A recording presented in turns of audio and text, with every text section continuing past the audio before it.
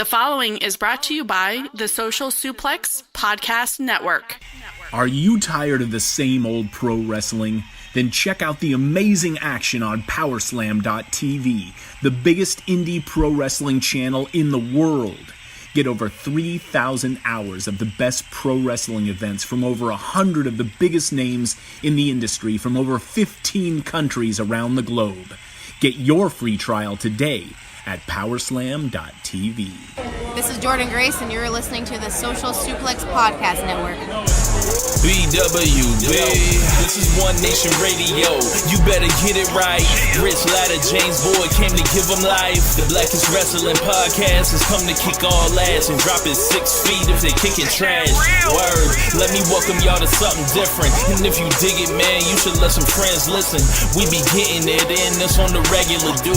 Ravish and flow, but this shit rude. See, James don't rap, so I had to break it down. The whole network, man, we coming for the crown. Raps in the columns, I keep them both covered. Making the beats too, so the listeners can bump it. Hit us with the rating, yeah, I'm saying it's a 5. Before you hit it, talk, bob your head side to side. It's One Nation Radio, and this is the beginning. It's Rich, and I'm here with James. It's time to listen to One Nation. You got to unleash the power of the pyramid.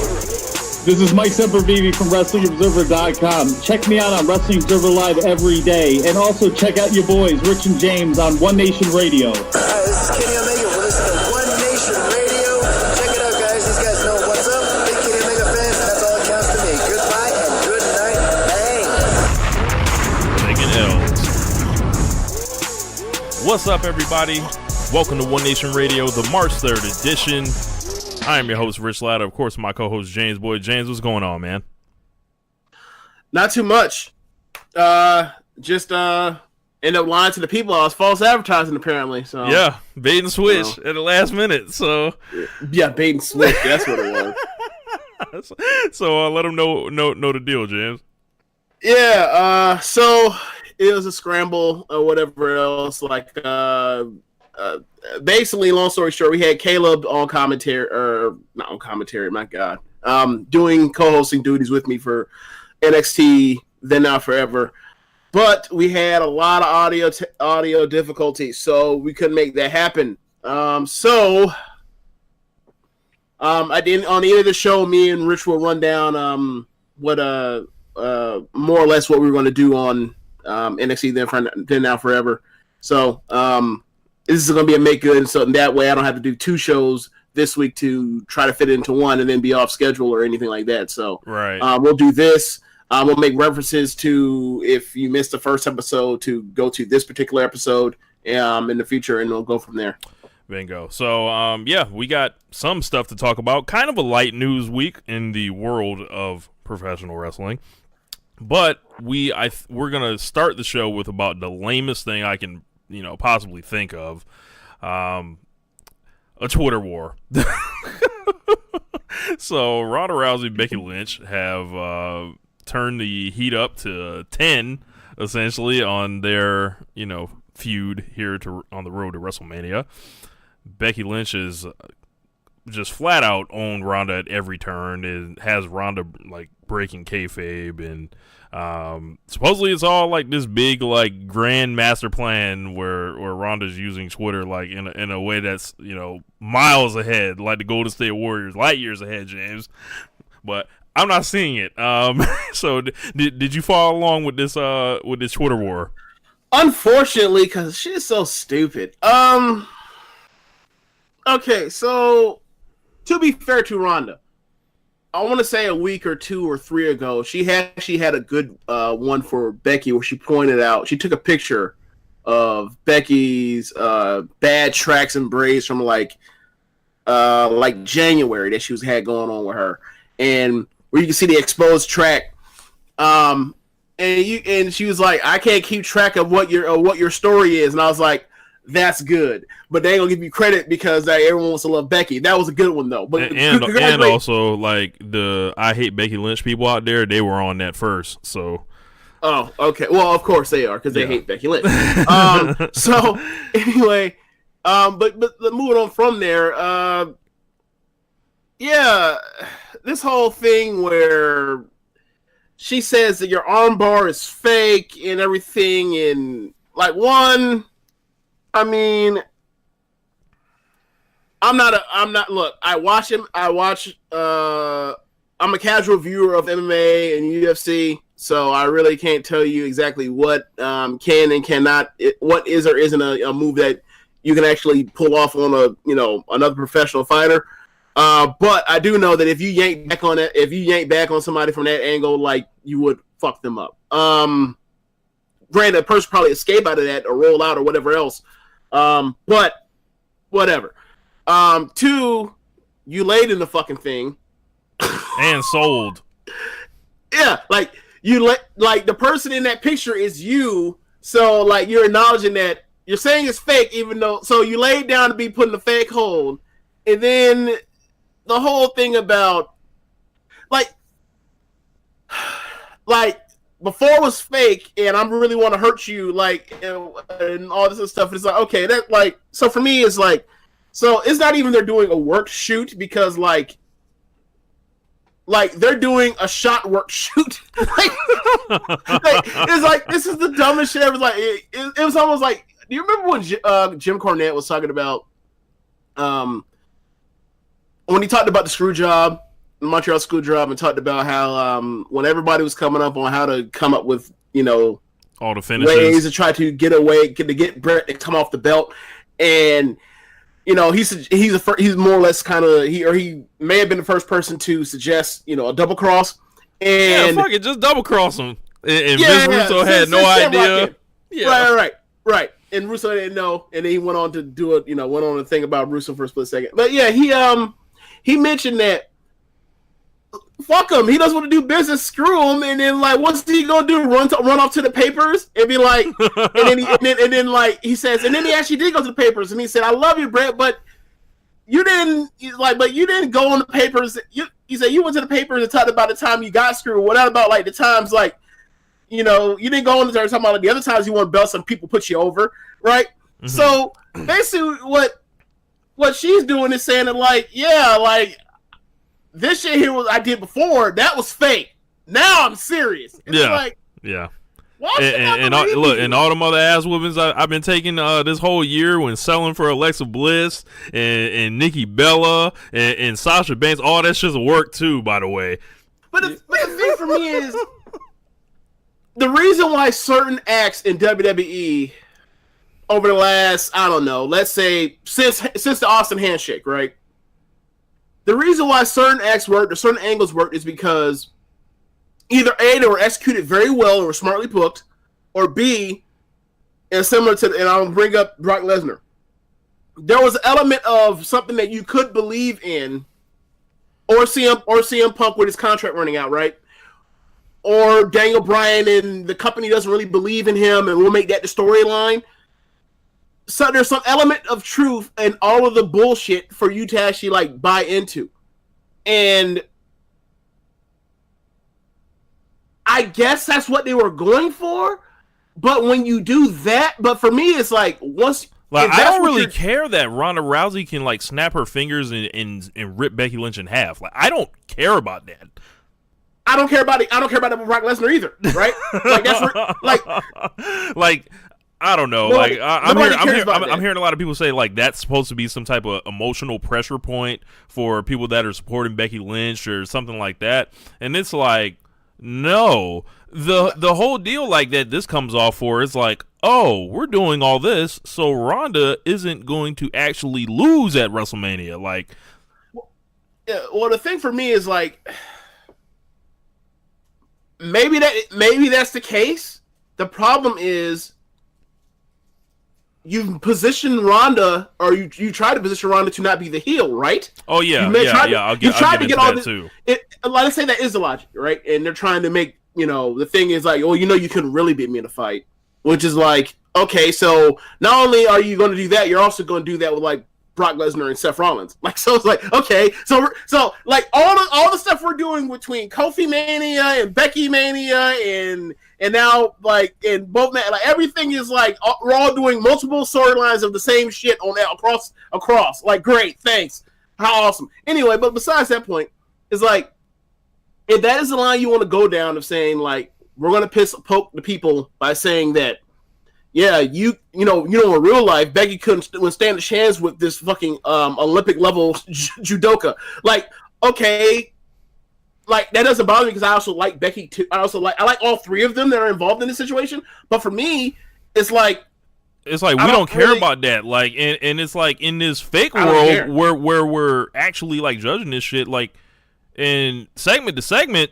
Ronda's getting washed every week consistently. Like, and like Becky's just like on a level that few wrestlers reach. Like, that's what we care about. And it's like, I don't know if they're trying to like divert the attention, but as you mentioned, the whole thing is funny when Ronda is being pushed on television as is, we're gonna bend over backwards and make sure that we don't get her booed. She's gonna lay the belt in front of Stephanie heroically, and for the right thing to quote unquote happen, and all this stuff. It's just they've taken this thing and gone so far into another direction from when the day after or at the night of Evolution when they're champ versus champ, and it's like some might be happening here, and then the whole thing where they had the blood the week before Survivor Series. It's never been on that, and then the face to face.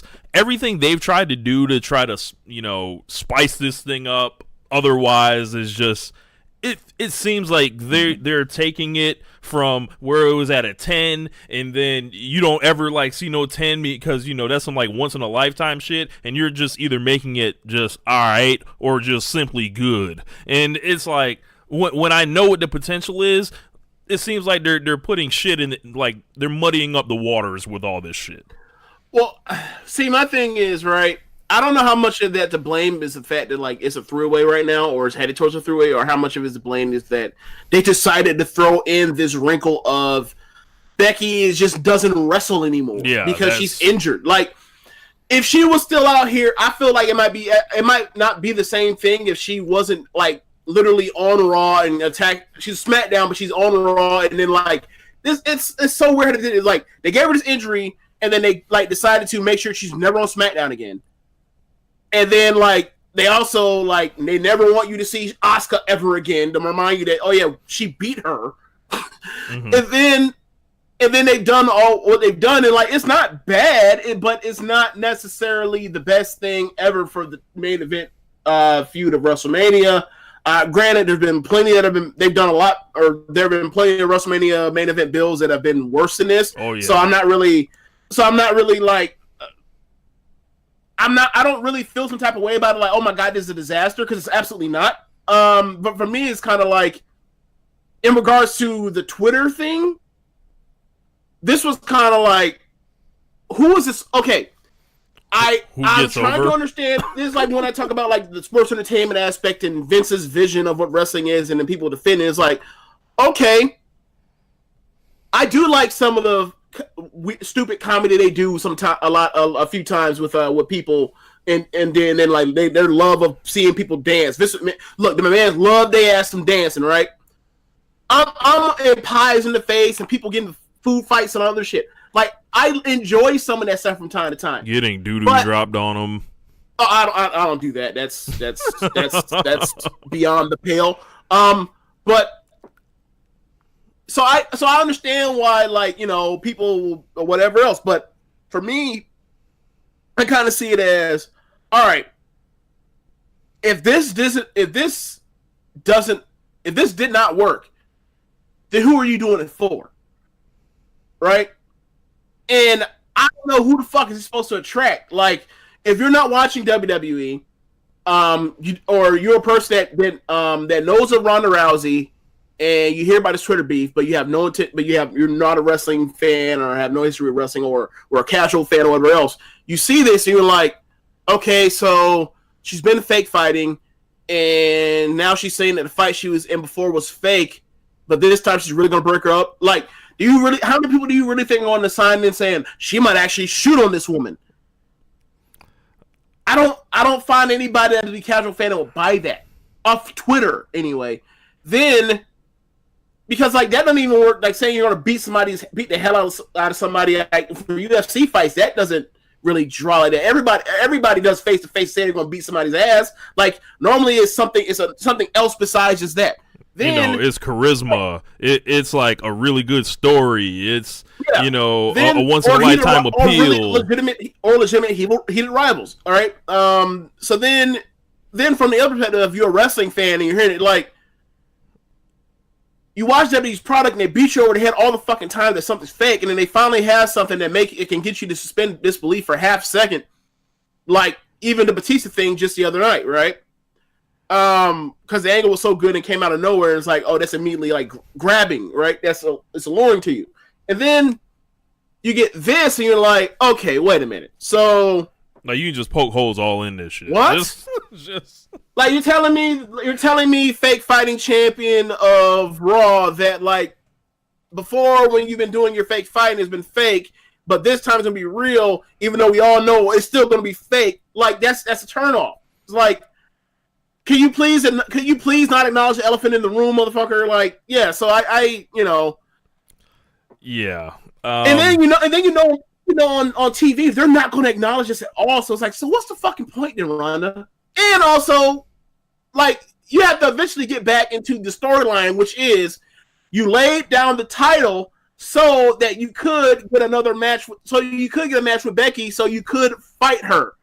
So it should be going back on the script at that point, right? Exactly. So that's what's like, okay, whatever. Like, remember, I want to say 2-3 weeks ago when I lost my mind on an LOP review show about how like they've already fucked this, so I'm done. Like, and then where's Charlotte coming on all this? Already been fucked. Like, I mean, she's cutting good promos now, but like they still haven't said like, oh yeah, why did Vince ever pick her?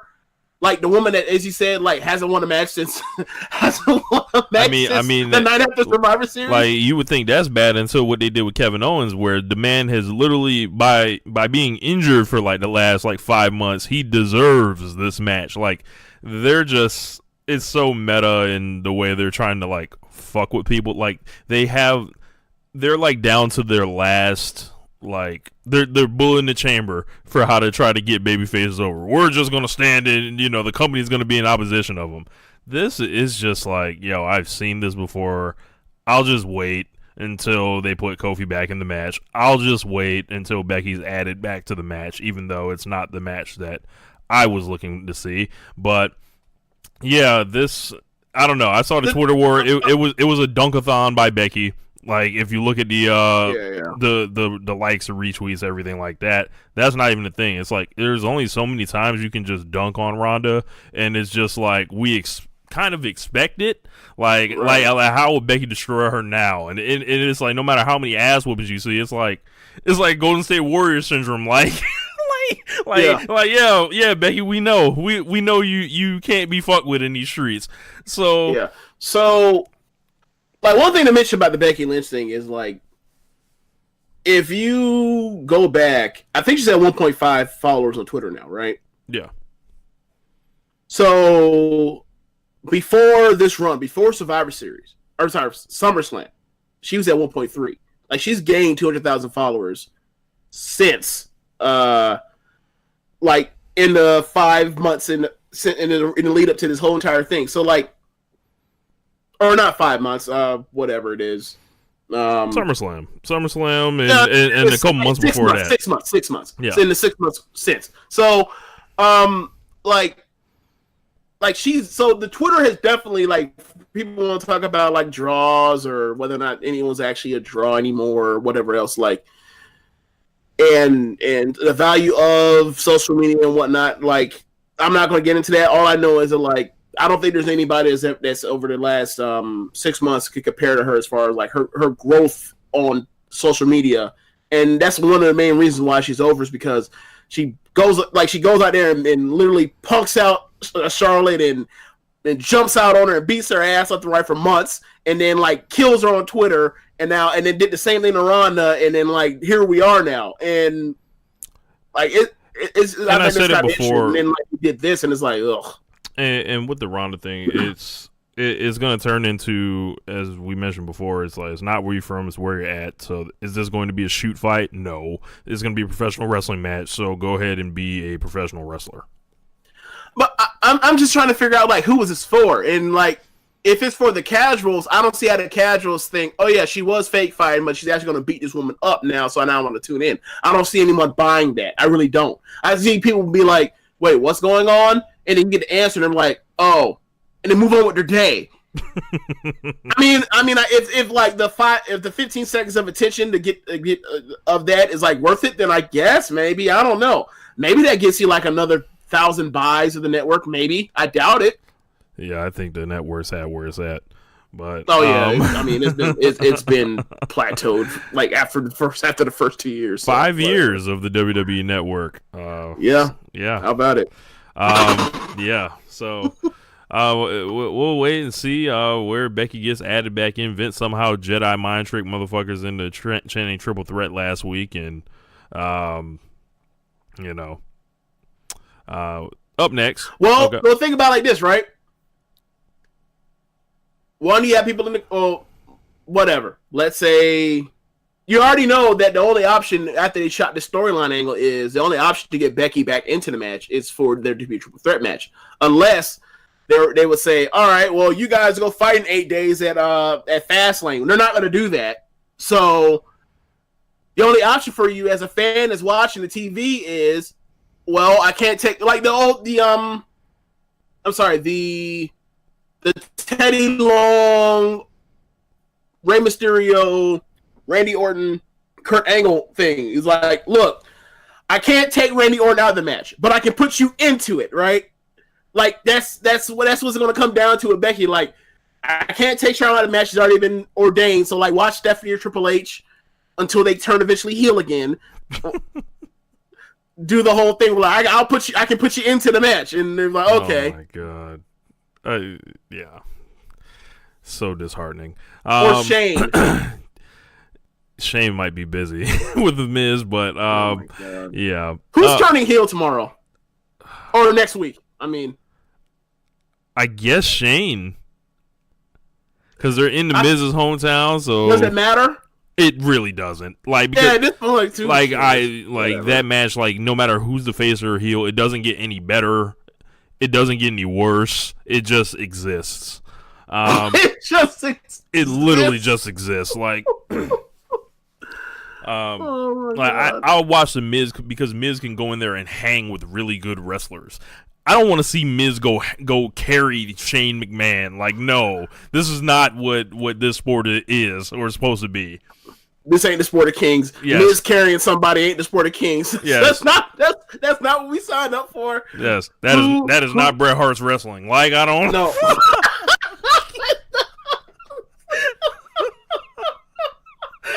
So, speaking of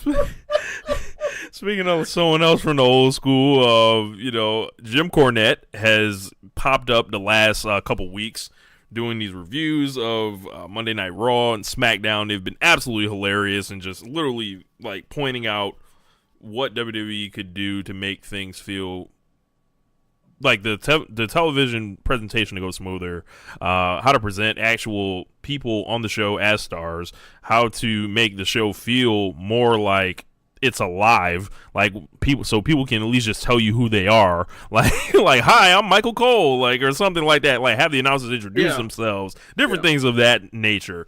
But it's come out in the news that Cornette has signed with MLW, and he was on commentary. I'm gonna have to check that out because anytime I can listen to Jim Cornette, I do. One of the most brilliant minds in the last 40 years of wrestling, and he's sharp as a razor. He's got a couple things about him that are drawbacks. Like, he had that one dry spell in the mid 2000s when the game was kind of changing. But I think he's been away for so long that some of the old school lessons, it's time for them to come back around again. And he may be working in MLW in a backstage capacity.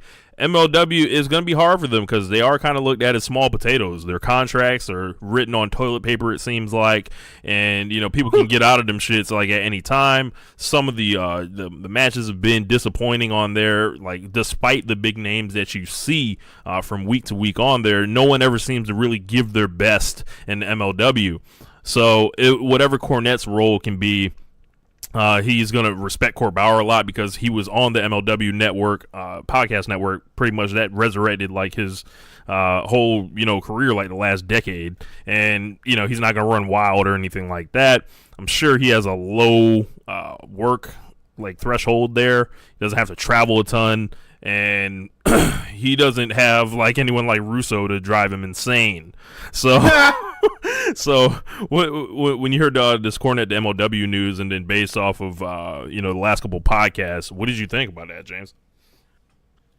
I don't. I mean, I heard he's gonna be doing color commentary, and I mean, he's always been awesome at color commentary. And if you just leave it at that, then good enough. And then if there's something more, cool. Like I wouldn't. I would have him on as someone that's consulting for booking or ideas or whatever, but he's not somebody that I would make an agent. I don't think that's something he would even want. But I think, like he's one of the great minds of wrestling in the last, of our lifetimes, right? Or even beyond that, right? But so I would say, like, definitely it makes all the sense in the world to want to have somebody like that on payroll to help out.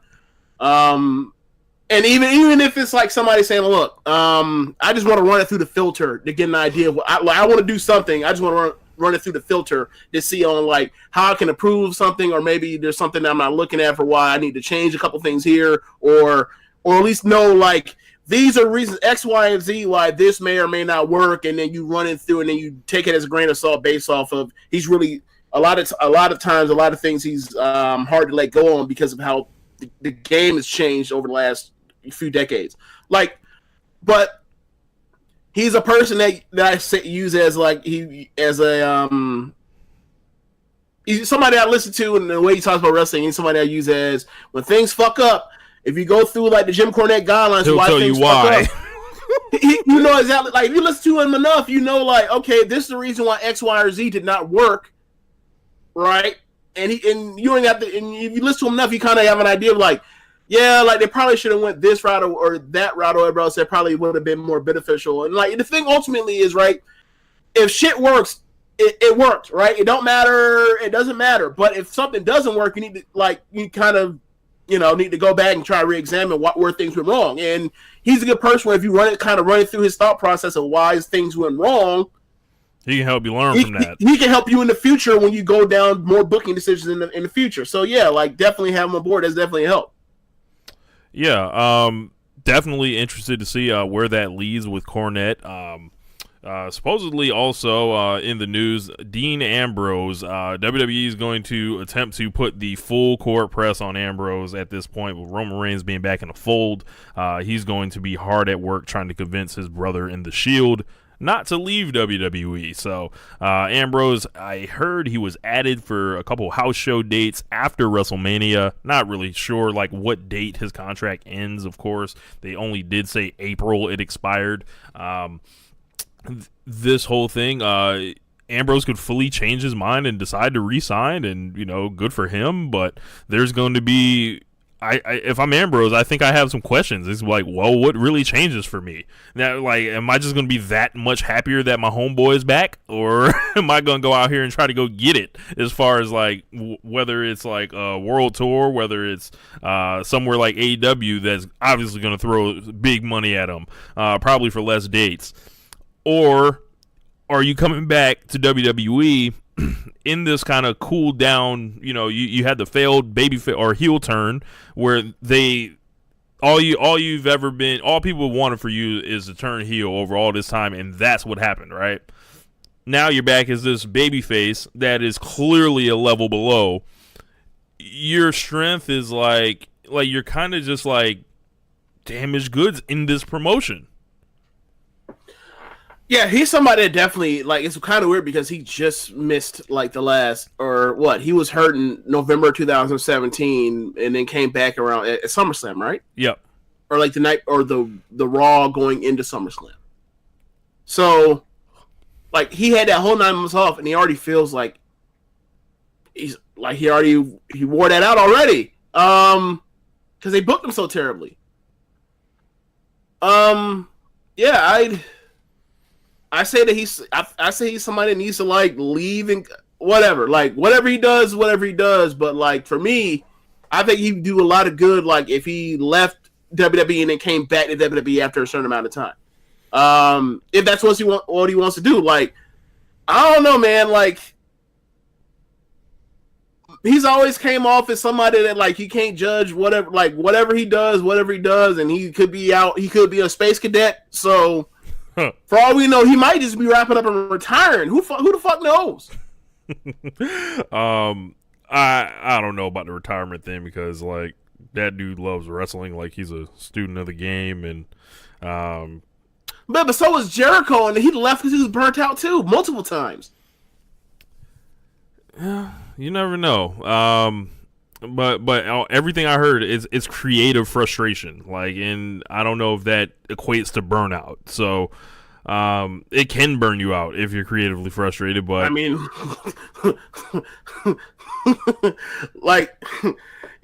like look at Chick Magnet Punk. He got burnt out from creative. Yeah. Well, he's got his own the whole thing with Punk, it's career goals, it's creative, it's injuries, it's medical status in WWE. He had like a big four of things. Like, like he's not also being wired like any other motherfucker like of that time. So does Dean Ambrose strike you as someone that's wired normally? No. All right then. Like, I'm not saying they're exact same people, but I'm saying, like, expecting normal results from him. I'm not expecting normal results from him. Who knows? Like, who knows? So, that's gonna wrap up the regular portion of this show. We will be back with NXT Then Now Forever.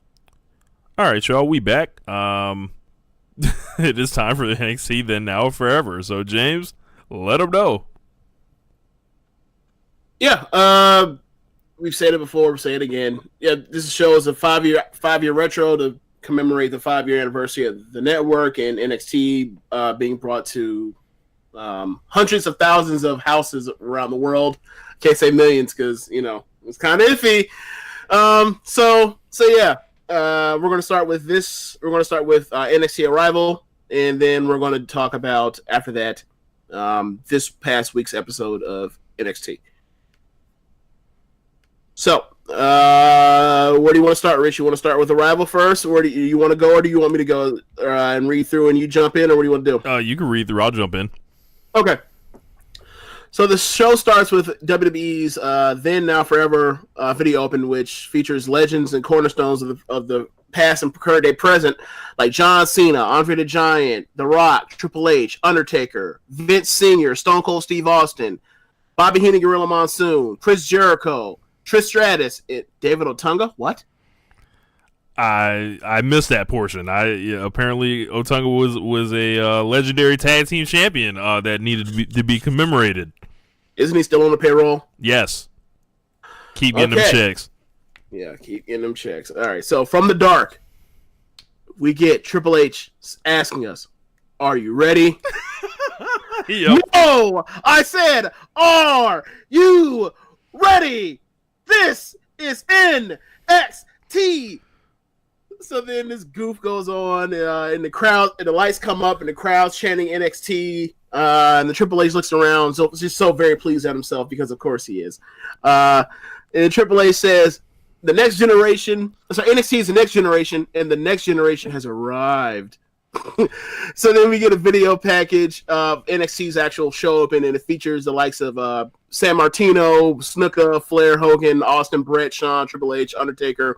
And then you get a graphic that pops up that says the future is now. And then we're showing the NXT roster. It's the likes of Adrian Neville, Alexander Rusev, Sami Zayn, Cesaro, The Ascension, Emma, CJ Parker, Bo Dallas, Page, Mojo Rawley, Corey Graves, Tyler Breeze, and Summer Rae. So, and I missed that roar of the crowd music. That was an era in itself right there. Oh yeah, the triple stomps. It was like, yeah, I mean, yeah, I miss it too. I ain't gonna front. Yep. I like it better than what we have now. Yeah. So we start also off with, in that time, like during, you're gonna get more into it in the summertime. Like I actually was at Full Sail like for 2 different sets of tapings, and it was like that was a real moment, like 2014. Who do you go? Did you go to those tapes with Catherine? Yeah. Okay, yeah. I remember because I was actually into NXT that much. Like the takeovers were awesome and fun to watch. It was like I'm just gonna keep it at that because like I still gotta watch Raw, and Raw will leave me exhausted back then. Now it's like 5 hours of all this shit, and I'm still watching. Now I'm actually watching NXT. Yeah, so Sami Zayn versus Cesaro. Sami comes out, and this is the first match I ever saw him ever. I heard of El Generico, but I never saw him before. And he comes out, and like he comes out to this like Caleb actually mentioned this on the audio on the show that ended up getting lost or got dumped, and he actually said his entrance music at this time sounds like some fake wannabe like Rage Against the Machine shit.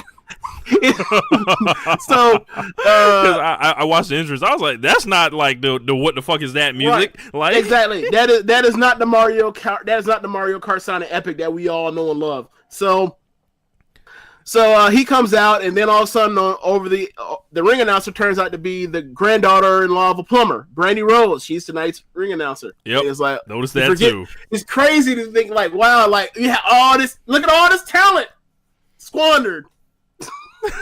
So that's going to be a theme. I feel like. So then we're introduced to the nice commentary team of Tom Phillips, is it Tom or Todd? He's so generic I can't remember which one it is. Tom Phillips. Tom. Okay. Yeah, so we see the commentary team of Tom Phillips, who looks like he just got back from his Mormon mission in the Philippines. Damn. William Regal and Byron Saxton, who's wearing a suit so big and shiny that it had to be from the fall 03 Platinum Fubu collection. So out comes Cesaro, who's rocking the George Jefferson donut. He's not clean shaven at all. He's draped in that Gadsden Don't Tread on Me Tea Party flag. Bro, I had no idea what that shit was then. Like I had no idea back then. I did. And James, go ahead. Yeah, man. So the crazy thing about this whole thing is like Cesaro's out there, and you remember, oh yeah, he's about 5 weeks away from WrestleMania Immortality. Yeah, putting the Big Show in the shotgun position and throwing him over the top rope, and it leads to absolutely nothing. The King of Swing, Cesaro. So anyway, another thing. Cesaro's fucking jacked here, by the way. Way more jacked than he is right now. Yeah, hey man, remember when the Tea Parties were like the worst thing that the media kept a lookout for? Now we got the president out here talking about some of the Nazis are good people. Whew. Yeah. Been a crazy 5 years, man. It's a crazy 5 years. Where does the time go? Yeah, so he's coming out. He has that Jack Swagger Real Americans theme music. It's still awesome to this day. The commentary puts over the last 3 matches of the series, and the crowd starts chanting "Match of the Year." So they start with a lockup, and Cesaro overpowers him and throws Sami onto the mat. We then get some dueling We the People and Sami Zayn chest from the crowd. They lock up again. Cesaro gets his back and delivers a waistlock takedown and slaps on the back of his head because he doesn't deserve to be in the ring with him. I wrote copious notes on this. I'm just gonna try and get to the big stuff. So Cesaro tries for a big swing, but Sami fights it. So Cesaro grabs Sami's legs and then flips Sami up to his feet by his legs, and then Cesaro charges, but Sami counters and arm drags him out of the ring, and then Sami ends up nailing him with a baseball slide, and then hits him with a tope con hilo. And they end up both landing mostly on the ramp. We didn't get a spot where Sami then tries for a diving crossbody, but Cesaro catches him in midair, and then he turns into an awesome tilt-a-whirl backbreaker for a 2 count. Sami rolls out to the floor, favoring his back. Cesaro goes after him and throws him head first into the old school steel steps, and then throws him back to the ring. Cesaro tosses him to the other side of the floor, and then bounces his head off the steel steps and the apron. Cesaro then gets him back in the ring and tosses him out another time out to the ring. Sami then answers with some overhand chops and forearms, but Cesaro cuts him off by bouncing Sami's head off the steel barricade. Cesaro lifts and drops Sami on the apron, and Sami rolls into the ring in pain. Cesaro quickly goes in for the cover. It doesn't get it. Cesaro then throws Sammy out to the ring one more time and then goes to the apron and then lands a 1-foot diving stomp on the floor. Cesaro lifts and drops Sammy throat first into the steel barricade and then throws him back first to the apron. Cesaro then rolls him back to the ring and tries to post Sammy's leg, but Sammy pushes off the turnbuckle and then pulls Cesaro head first into the post twice and gets Sammy some separation with a boot to the face. So then Sammy goes for his running through the ropes tornado DDT, but Cesaro staggers him with a huge jumping European uppercut. I remember this. This caught me off guard when I was doing the rewatch on this, and it was like, yo. Yeah. Like, for me, that was my first time ever seeing him, so, like, I didn't know that's, like, what he does at that tornado DDT. Like, it wasn't until I watched, I think you showed me after that show, like, one of their matches before where he actually goes through the ropes of DDT. I was like, oh, wow, this dude's awesome. It's a shame how this dude turned out. So it's a damn shame happening to that boy. Yeah, so after he hits him with that huge uppercut, Cesaro posts Sammy's leg finally, and then Regal points out Cesaro's changed the game plan from mid-match from working Sammy's core to isolating that left leg. Cesaro slaps on a basic but brutal-looking leg crank and starts to manipulate the ankle. Sammy throws some knees to Cesaro's back to try to get him to let go of the hold. Stretch muffler. Well, we'll get to that. That's at the end. I'm wrong one. My fault. Yeah, that's the second time. Yeah, so then we get to... Yeah, so then so Cesaro is just pissed at getting kicked in the back, so he lets go, comes off the ropes, and then double foot stomps on Sammy's bad left knee. Cesaro then goes for another cheap cover. Sammy kicks and crawls to the corner. Regal points out that Cesaro hooked Sammy's bad left leg during the corner. Excellent broadcasting or commentary. So then Sammy tries to defend his... Sammy tries to defend and protect his leg from his back, but Cesaro just boosts him in the face, telling him to knock it off with that Tupac self-defense shit. Sammy desperately starts to swing to try to keep Cesaro off him, but Cesaro ends up landing knees to the gut and then lifts him up for a dragging screw leg whip on Sammy's bad knee. Cesaro still has ankle control, so he does a knee drop over the top of Sammy's bad knee. Cesaro still has ankle control and then slaps on another brutal looking knee crank and again works over that ankle. Cesaro then puts on a wrestling clinic that doubles as Cesaro puts on a wrestling clinic that doubles as an ass kicking seminar. So Sammy then lands a boot to Cesaro's face, gets some separation. Cesaro goes to the top ropes, but Sammy catches him with not off the top rope. Cesaro comes bouncing off the ropes, and then Sammy hits him with a leg lariat. Cesaro then gathers himself and then stomps the hell out of Sammy's bad left knee. We get 2 dragon screw leg whips and more ankle control. Sammy stops a third leg whip with some forearms and then goes for enziguri, but Cesaro ducks while never letting go of this bad ankle, and then slaps on a single leg Boston Crab that he wraps across his body to the other side. It just looks brutal. Sammy fights for the ropes, but Cesaro lifts him away. And then slaps on what can only be described as a single leg lion tamer. Look brutal. Sammy ends up getting the bottom rope. Cesaro charges, but he ends up eating a back elbow. He charges again, but this time he eats a big boot. And then for a third time, he stupidly charges in. This time he's back body drop over the top rope down to the floor.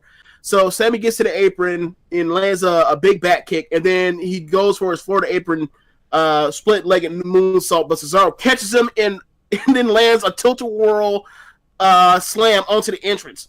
The crowd pops huge as Cesaro roars in appreciation of his own awesomeness. So he rolls back into the ring and just wanted to take the counter because he beat the piss out of Sammy, but Sammy just barely beats the 10 count. We get more dueling We the People Sammy Zayn chants.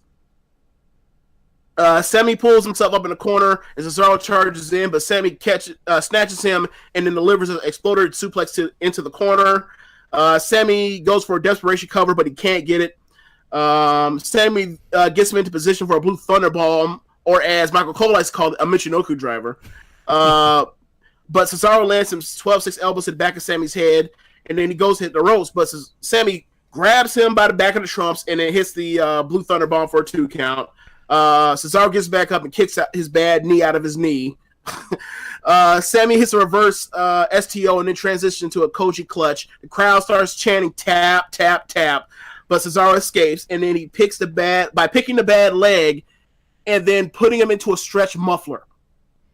This is awesome.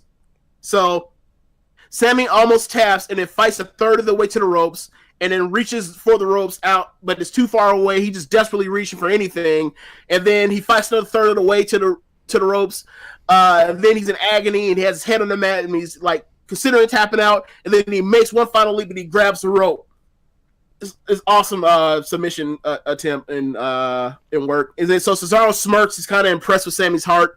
And then Cesaro charges in again and then he ends up Sammy ends up throwing up another big boot. This time Cesaro catches it. He picks up the other leg and then he sets up for the big swing. But Sammy turns into a wacky lucha cover for a 2 count. Cesaro gets up and then he actually gets a double leg and goes for the swing. We get 10 swings. Cesaro finally lets go and then we get an up close look of Sammy looking all kinds of through, bro. Like this concussed, also dizzy, exhausted, you name it. This also like reminded me of before Cesaro was doing the sharpshooter where he would do the swing and just drop a bitch. Like I like that better than putting him in the hold. Yeah. I mean, I don't know. I mean, I guess it's like, look, man, you get the point. Like, we're not here to waste time. I'm gonna give you give you a couple swings and then put you in the move. You know, I think it's supposed to be like I make you dizzy and then I also slap on the move, so you're disoriented. You don't even know which you don't even know which side of the ring to go to try to grab for the ropes. I guess I don't know. So Sammy gets to his feet in the corner. Cesaro charges in and then lands a big running European uppercut for a 2 count. And but as the ref gets to 2, Sammy rolls through and then with a crucifix cover for 2. So Cesaro, after kicking out of that 2, all in one motion with the kick, he rolls off his shoulders over his head onto his feet.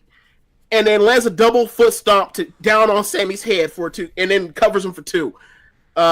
Sammy then rolls out to the apron, and Cesaro follows him and sets up for a second rope deadlift superplex into the ring. But Sammy escapes. He lands some punches that actually slows Cesaro, and then he lands the big boot.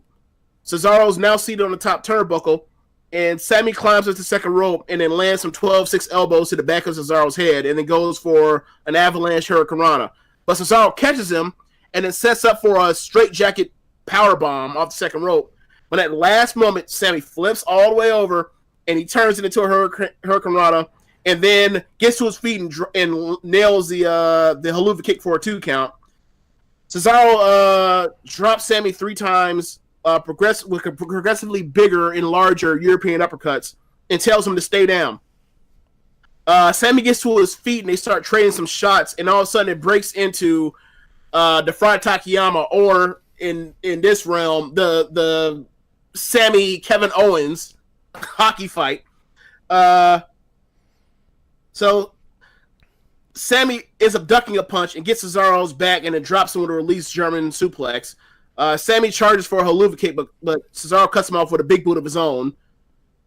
Cesaro goes for the neutralizer, but Sammy reverses with a back body drop. Cesaro tries to turn it into a sunset flip, but Sammy sits down on it and a Ronda cradle like Bret Hart and Bulldog for a 2 count. Sammy charges in and gets him in neutralizer position. I'm sorry. Sammy charges, Cesaro gets in neutralizer position, but Sammy actually rolls all the way through and then delivers a Canadian destroyer for also 2 count. We get a standing ovation from the crowd. Sammy lifts Cesaro up, and Cesaro then suckered him by throwing him in the air and then gives that European shuriken to this man. You going to jail now. Yes. And then Sammy actually then gets covered and then kicks out at 1 on some Ishii shit. And like Cesaro's completely stunned. So Cesaro then roars and unleashes a tornado European uppercut that lifts Sammy up off of his feet, off of his boots, and then drops him right onto his shoulders. Cesaro then grabs him and finally hits the neutralizer for the win. This match was fucking awesome. This match was the little cousin that does his push-ups every day version of The Undertaker versus HBK at WrestleMania 26. This was a person that was not to be fucked with in Cesaro fighting some dude that's way overmatched that don't know he's overmatched and literally beating the piss out of this fucker like from pillar to post. He has an answer for everything, and then at the end he snaps and destroys the dude. I don't know what someone could want more for the first match of a literal new era that was happening. This was a perfect way to begin it. It didn't feel as epic right now as it did back then, but I remember back in 2014 being like, this is one of the best matches I've ever seen. And then, they weren't wrestling for a 2019 eye, and I think that's going to be a big thing in in the series as you go forward. But this was incredible. Like just the match was still awesome. Like, I still would have gave this thing, like, I mean, you can say if you want to, like, I'm still giving this thing at the minimum 4.5. Like, this match was awesome. Yeah, so after the match, Cesaro leaves the ring and then heads up the ramp to leave. But then he decides to go back to the ring and then lifts up Sammy off the ground, and then they hug before he finally exits. The crowd gives Sammy like a standing ovation for his awesome performance with lots of Sammy and Ole chants. Like, he got over as a superstar that night, and I think as you go through this, you're gonna see how much of the heart and soul of NXT Sami Zayn was throughout his entire time there. He was the man. Yeah, granted, I only saw the takeovers, but I knew he was like the guy, and to this day, we've gone through the 5 years. He's been up since what, 2006, right? 2016, yeah. Officially. Yeah, he's still at worst, top 3 at worst, right? Yeah. Yeah, only people you could possibly put up front of him is Bailey and Johnny, right? I wouldn't put either of them ahead of him, excuse me. I'm saying the only 2 people you even can make an argument for are those 2, though.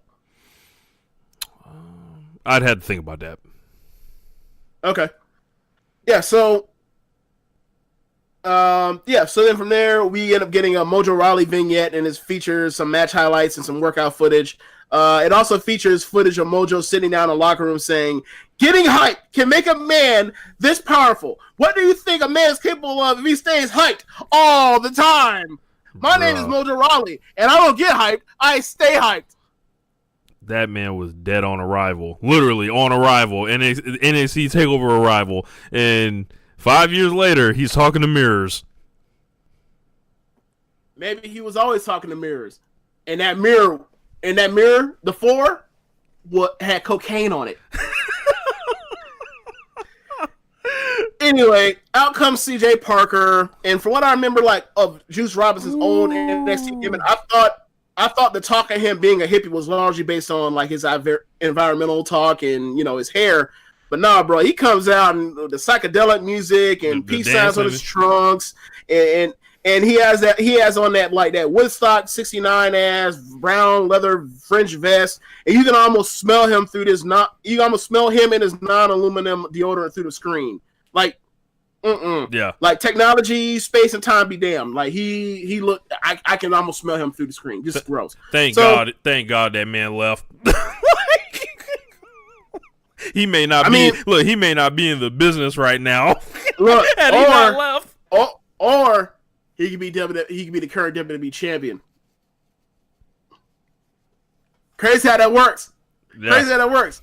One man turns dead. One man has to leave because the gimmick is dead, being a pro environmentalist.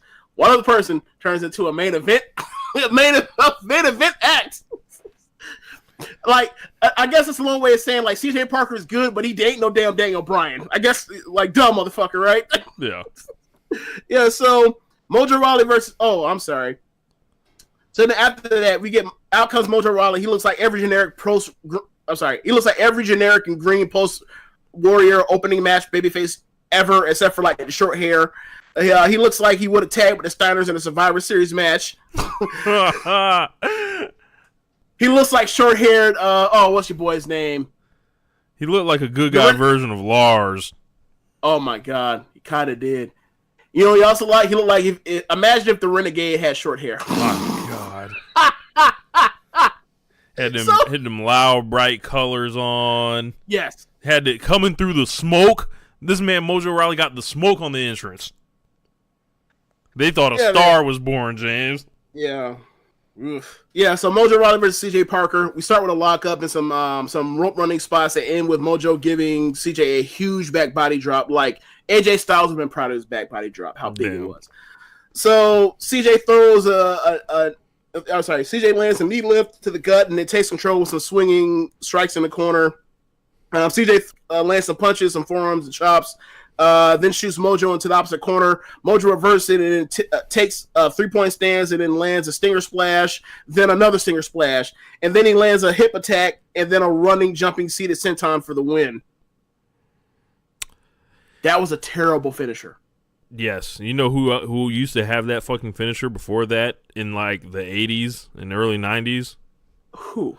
Earthquake, James. The fucking Canadian Earthquake usually used that finisher. Jesus Christ. Why would you rip anything off the Earthquake? I thought you were gonna say like Vader when he was washed or something. I thought that's what you were gonna say. Like he wouldn't even like, nah, bro. Like he can't risk the knees on a Vader bomb anymore. He has to just jump up and come down on you. Yeah. So, but look, takeovers used to be different. So we go backstage. I mean, at least it was a squash match, so whatever. Like at least it was like a fun little quick squash match. At least it wasn't like, you know, let's have Baron Corbin go more than like 5 minutes. We're coming upon those real soon too. So then we get an image video package where she's oh my god. Okay, so what's the word? Is adorkable? Is that adorkable? Is that what some people call it? Adorkable? I guess. I don't know what you're going for. Okay. In this hype video, we get commentary. We get the commentary of Saxton describing Emma as aloof and awkward. So they've always been terrible with these descriptive words, huh?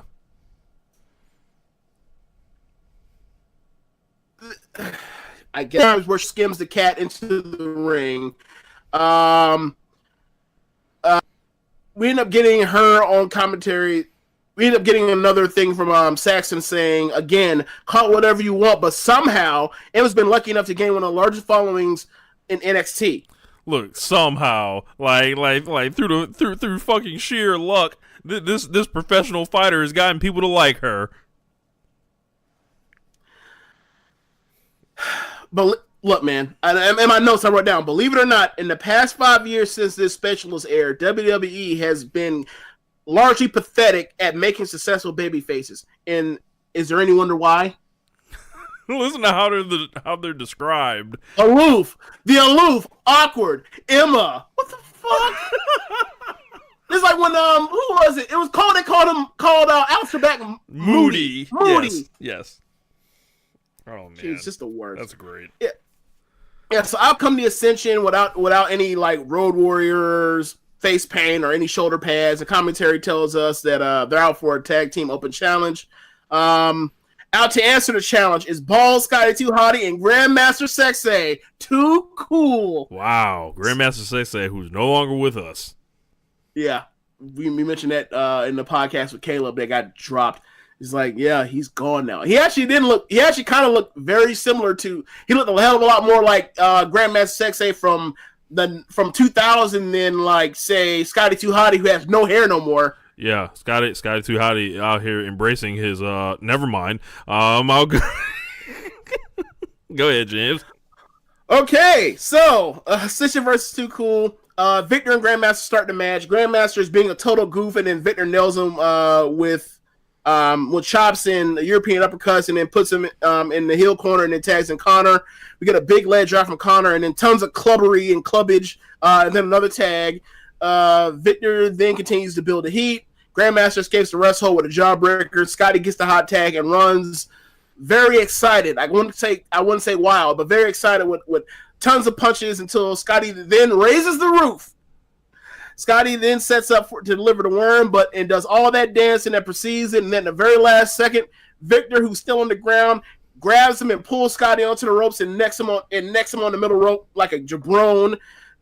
Victor then gets up and then charges at Grandmaster and clears him off the apron, sending him crashing down to the floor. And then Victor tags in Connor, and then they hit their charging high-low combination finish for the win. Yeah, the Ascension looked a lot different in NXT than they did when they got to the main roster. They look like actually, monsters.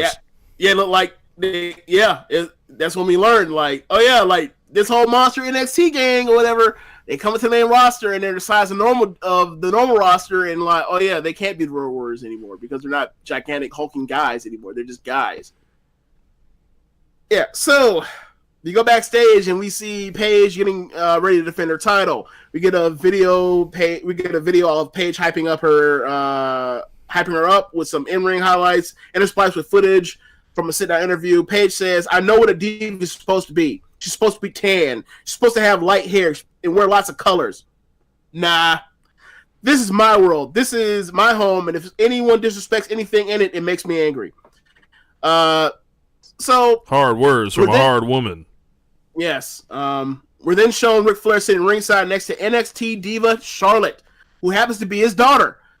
At this point in time, Charlotte had only been in like 6 matches that were taped for NXT.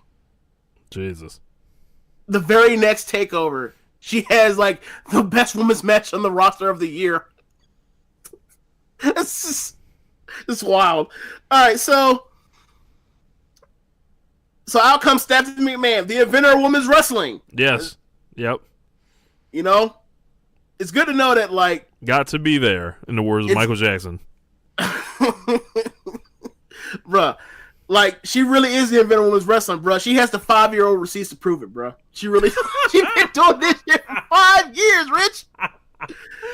So, and they say this is the match was the launching point, right? Yeah. So yeah. Look, the inventor. Yes. The inventor and the creator.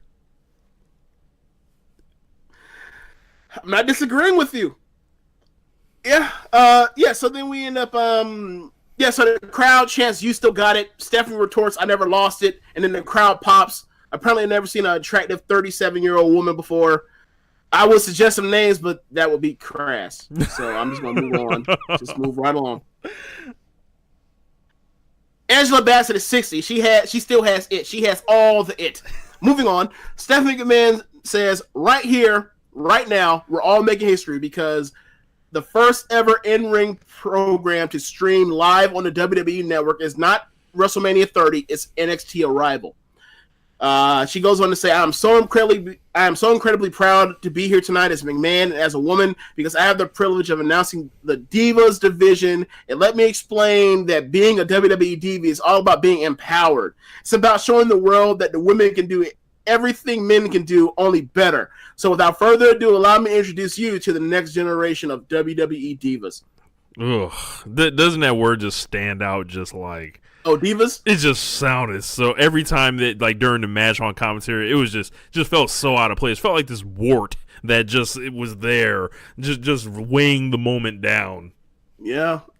I mean,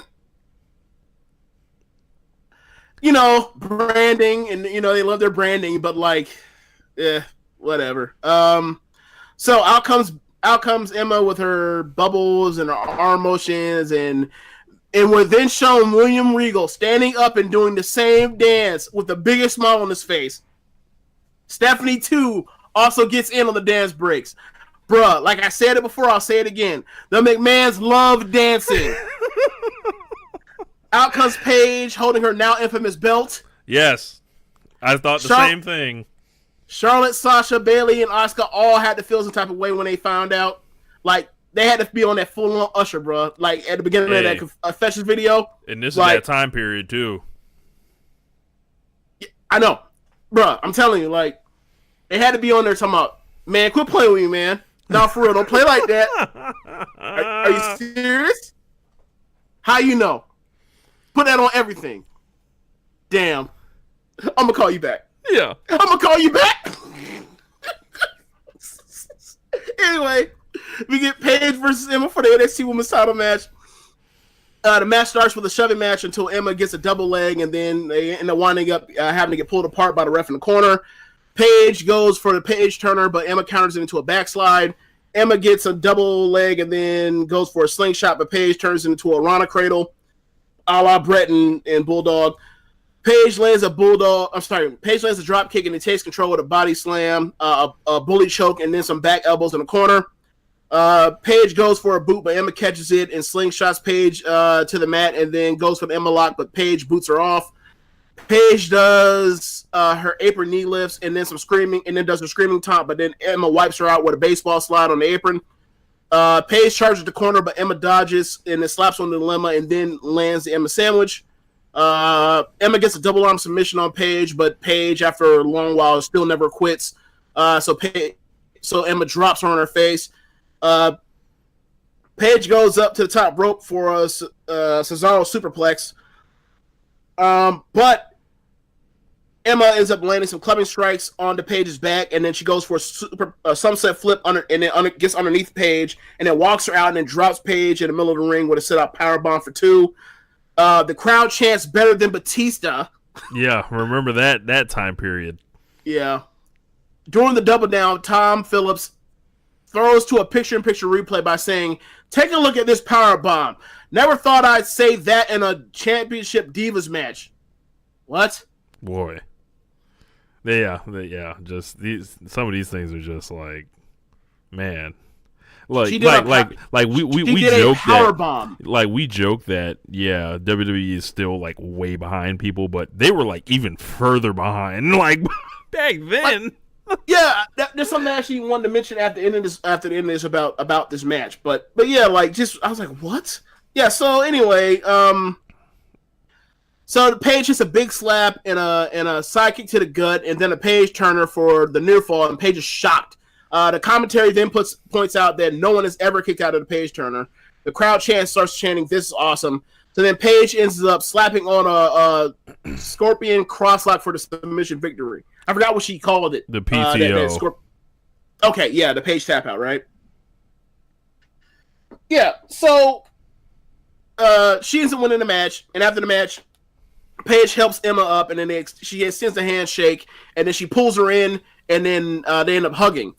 So, get it. The first match of the show, hugging. Then we get the women's match, hugging. NXT, hugging. Then, now, and forever. So when people were talking about that curtain call they did at Brooklyn the first Brooklyn show, they've been doing this since the start, even before then. Yeah, man. So my thoughts on this match was like, it was a good match. I would even people saying it was a very good match. But back then, that was like one of the best women's matches that year. Yeah, one thing that really stood out for me, and that you almost forget from like what Paige's time on the main roster like later became, where you're just on the main roster on the road all the time, was Paige was so aggressive in this match, and like she has so much snap on her moves and the kicks that she would deliver, and like her aggressiveness just really like pulls you in. And this is like the portion where, if you think about that, was 5 years ago, right? Paige is probably 27 now, maybe 26. She's 26, 27, I think. Okay. Yeah. And that was like 5 years ago, so she's like 21, 22 around that time. And the thing I used to always say was Paige essentially got her trap stolen. Like, she kicked the door in, and then the Four Horsemen women ran through it, essentially. Right. But somebody had to kick the door in. Like, so, and I don't think she should ever be forgotten. And this match was it was a 12-minute match, but like you said, you got to think of the time period at this time compared to whatever was happening with AJ Lee on the main roster, and this literally looks like the future, and it looks like this entire practice needs to be switched up. Yeah, like I just looked in Paige turns 27 in August, so gotcha. Yeah, so she was 21 then, right? Which is nuts. Like that's what I think we talked about this on a show recently about like you can make the case, and you made the argument that like Paige was a whole ass prodigy because she was 21 at the time she had that match, and like look at who she was in the ring wrestling with a lot of the time, like the Summer Raes of the world, and like and whoever else you want to say, and like she didn't have like what we have right now, to where like you can't shake you can't throw a rock without hitting a good worker in the women's division on the main roster or on NXT or NXT UK. So yeah, like it's been a big adjustment. And the thing that crazy for me is like back then this match was a big ass deal, deservedly so in 2014. Now, like we just talked about how like far behind the times they were, but then how they progressed. Like the progression is like the women's matches on pay-per-views now, like the standard is like now what that level of match pretty much. Like you flat expect the women's matches now to be as good as this Page match that 5 years ago was something that was worthy of your attention. Yeah. At the least, like hell, you go to Royal Rumble, right? The Becky Lynch Asuka match was way better than this, and so was the Ronda and Sasha match. Right. We didn't even bat an eye at those. We were kind of like, oh yeah, those are very good. They could even have been better. Like, that's kind of the thing. Like, so I think we kind of sell WWE short at times on like, because we don't think they've done enough, but like we have to also acknowledge that they have improved a lot. But like hopefully they continue this rate of improvement. Yeah. Yeah. Let's see where we are now. And like, have you been keeping track of like what happens to all these people and their fates? I mean, we're more or less talking about it right now, like just the Page. Like Emma, Emma, she lost the match. Emma's a really good worker. Emma is now, doing Ring of Honor and whatever else now. And I don't know what happened with her to where like they let her. I mean, obviously she had the shoplifting thing, but like they brought her back after that. They never explained this. Like I and then hear a story about it. Yeah, like we were talking about this with Caleb on the show that got dropped, and like they let go of her within weeks after she had that match with Emma, or after that match with Asuka on her debut, and it's like, well, what was the reason for that? Like we never found out. It's just like she was gone. Yeah. Yeah, so we go backstage and we see Neville in the locker room and he's doing some push-ups and warming up for the championship match. We then get a Neville hype video where it starts with this great slow motion tight shot of Neville executing a red arrow, and it's just like beautiful and graceful. And Neville gives us narration by saying, "People often ask me, how on earth do you do that?" And they also say, "I've never seen anything like that before." It's like, well, to me, that's just me. And then we get the typical vignette that highlights Neville's all-around awesomeness. So then we're shown Pat Patterson and Dusty Rhodes sitting ringside. And then out comes Xavier Woods in a chopper jacket that looks about a size and a half, way too big. And he's wet to death, looking like he just got his ass beat by an office water cooler. Just a total lame. Then out comes Tyler Breeze doing his normal phone casting entrance, except there's no selfie stick and there's different music. He doesn't have like I think you're gonna be pleasantly surprised by Tyler Breeze over this first year, and once the music, he gets the music, it all clicks. Wait a second. Look, I know that he's good. I just think that his gimmick is terrible. No, watch. Okay, all right. Anyway, so like we said, there's no Right Said Fred rap, so we end up getting Xavier Woods versus Tyler Breeze. The crowd chants Breeze is gorgeous, and then out comes Alexander Rusev. So he hits the ring, and then Woods and Breeze club him, but Rusev still gets to his shoeless feet. The eyebrows on fleek ref is actually the ref of this match. He immediately waves off the match, and it calls for no contest and calls for the bell. So then Rusev shoves off both of these guys. He drops Xavier with the shoeless Machka kick. So now Woods needs toast for all of that toe jam. And then he catches Zoolander with a front roundhouse kick for his troubles. So Rusev beats the piss out of these two goofs and then slaps on the accolade. And then Xavier just taps and taps and taps, but Rusev doesn't let go. Because around that time, Russo was only beating up brothers. Tough break, nigga. It's always FUBU. So Ronda then, in her accent, then comes out and says, "People of America, rise, for this is the next generation. The super athlete, Alexander Rusev." And then Rusev finally lets go of Xavier and gets on the mic and then cuts some steely Dragonian monster promo in Russian or Bulgarian, one of the two. Bro, I see that, and then I think about like where the fuck they shot him. Like literally, his first year on the roster, I was like, this entire thing led to John Cena. Better yet, remember how much we hated Rusev? Yes, we was like, this shit sucks. And then he started having a good match. We were like, okay, we get it now. And then like the matches kept getting better. Like the one I remember in particular was like, well, two. Like the match he had, or one of the matches he had. I think the first match he had with Big E, where like Big E does that first time I remember does that spear through the middle rope, and it's like, yo, this is an awesome like Giant versus Me monster match. Mm-hmm. And then like the Mark Henry match is also awesome. Mark Henry was crying during the national anthem, and like then he comes out in the tank, and you're like, okay, he's arrived, and beat him. Yep, he's done. Beat him. Yeah, like soon as you finally get over with us. Nope, they ruined him. Yeah, so I'm gonna have to watch that WrestleMania 31 entrance. Like I ain't watched it since. I remember that match being okay. That's when isn't that when Cena broke out the backpack stunner for the first time? Yeah, the springboard stunner. So it was like 3.5, 3 3/4, something like that. Yeah. Okay, I might have to check that out again. WrestleMania 31 was one of those pleasant surprises. You're like, wait, this ain't gonna be good. Wait, it's good? Wow. Thanks, WWE. Way to look out for your boys. Way to go out there and have a good wrestling show. Yeah. World Wrestling Entertainment. Yeah. Go ahead, clear that low bar for us. Thank you very much. So. How nice of you. More talent than anyone in the world, barely having the best match, barely going out there and having shows that are worth a damn. Barely.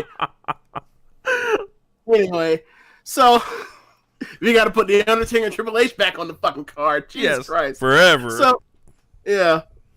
Like, never mind. I'm not even going to get into it. One of these days, we're going to have the real dead man. Like, the dead man actually a whole cadaver out there trying to wrestle. Unreal. Anyway, we go backstage and see Bo Dallas preparing for this match. We get a video package of Bo being an annoying dork heel that thinks he's a good guy. Horrible. Yeah. Boy. Like, no wonder they didn't have this shit on TV while he was the champion. Like, as soon as they got on TV, we taking this belt off this fucker. We're going in another direction. Yeah. That whole point was like, we gave him the title shot so we can build towards people being, throwing the babies in there. And once Rebel takes the belt off this moron.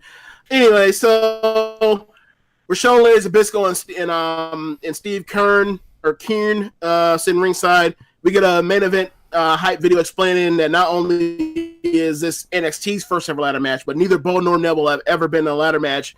And then we're showing clips from dangerous spots from classic WWE ladder and TLC matches from the past to let the viewer know that these two are in store for a lot of pain and danger. It's a nice touch. Yep. So out comes Shawn Michaels with Bo Dallas's NXT Championship belt. He proceeds to carry it down the ring the same exact way he would if it was 96 or 97. He then lays it down at his feet and then hits his pose for the photo op because he's a gimmick. and you know what I liked about this entire show? Bo Dallas didn't even touch the belt. You got a problem with that? Because I don't. No, I said you know what I liked about this show. Oh, okay, gotcha. Bo Dallas, he didn't even get to enter with the motherfucker. Like, yeah, like we ain't gonna let people see you hold the belt like live on the new network. Like once we go national, we ain't want you around this belt from here on out. Yes, we're gonna move it to the main roster and squash it like a jelly bean. Anyway. So Sean goes out there and he acts winded from the entrance. The crowd chants one more match. Sean says he's enjoying retirement. The crowd chants HB Shizzle. Sean laughs. He says they need to get out a HB Sizzle shirt. The crowd does a yes chant. Sean jokingly says that all the chants are throwing him off because he's rusty with crowd control, so knock it off.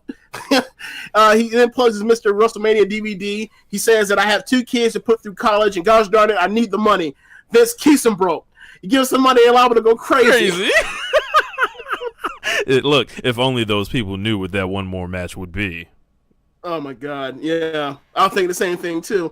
Sean finishes up by saying that he's honored to be here tonight, and we're about to see two very talented young men step into this ring, but only one will step into greatness.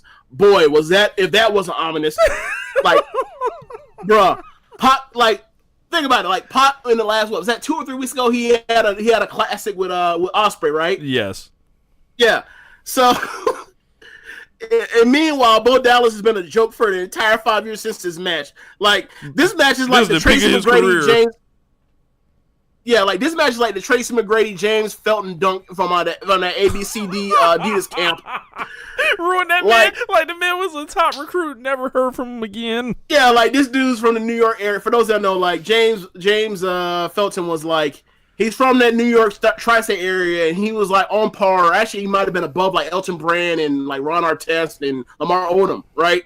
And then like he goes down to this Adidas camp in '96, and then like there's some scrawny kid that comes out of nowhere that goes on to become T-Mac, 2-time NBA scoring champion, and he is a windmill dunking on this dude. And his whole career career went to shambles. He like became an alcoholic and all that, like.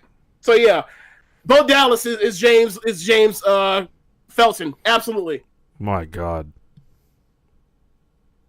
So Bo Dallas versus Adrian Neville, NXT title match. Neville starts off hot until Bo cuts him off by yanking him through the ropes. Bo hangs Neville up in the trio woe position, like on the ropes. Bo gets the ladder and to try to slide in the ring, but Neville ends up. Baseball sliding the ladder into his face. Neville hits Bo with a slingshot crossbody onto the entrance ramp. Bo shoves Neville into the steel steps and then traps his hand against and he traps him up against the apron by hanging his arm inside the apron skirt. It's like, what?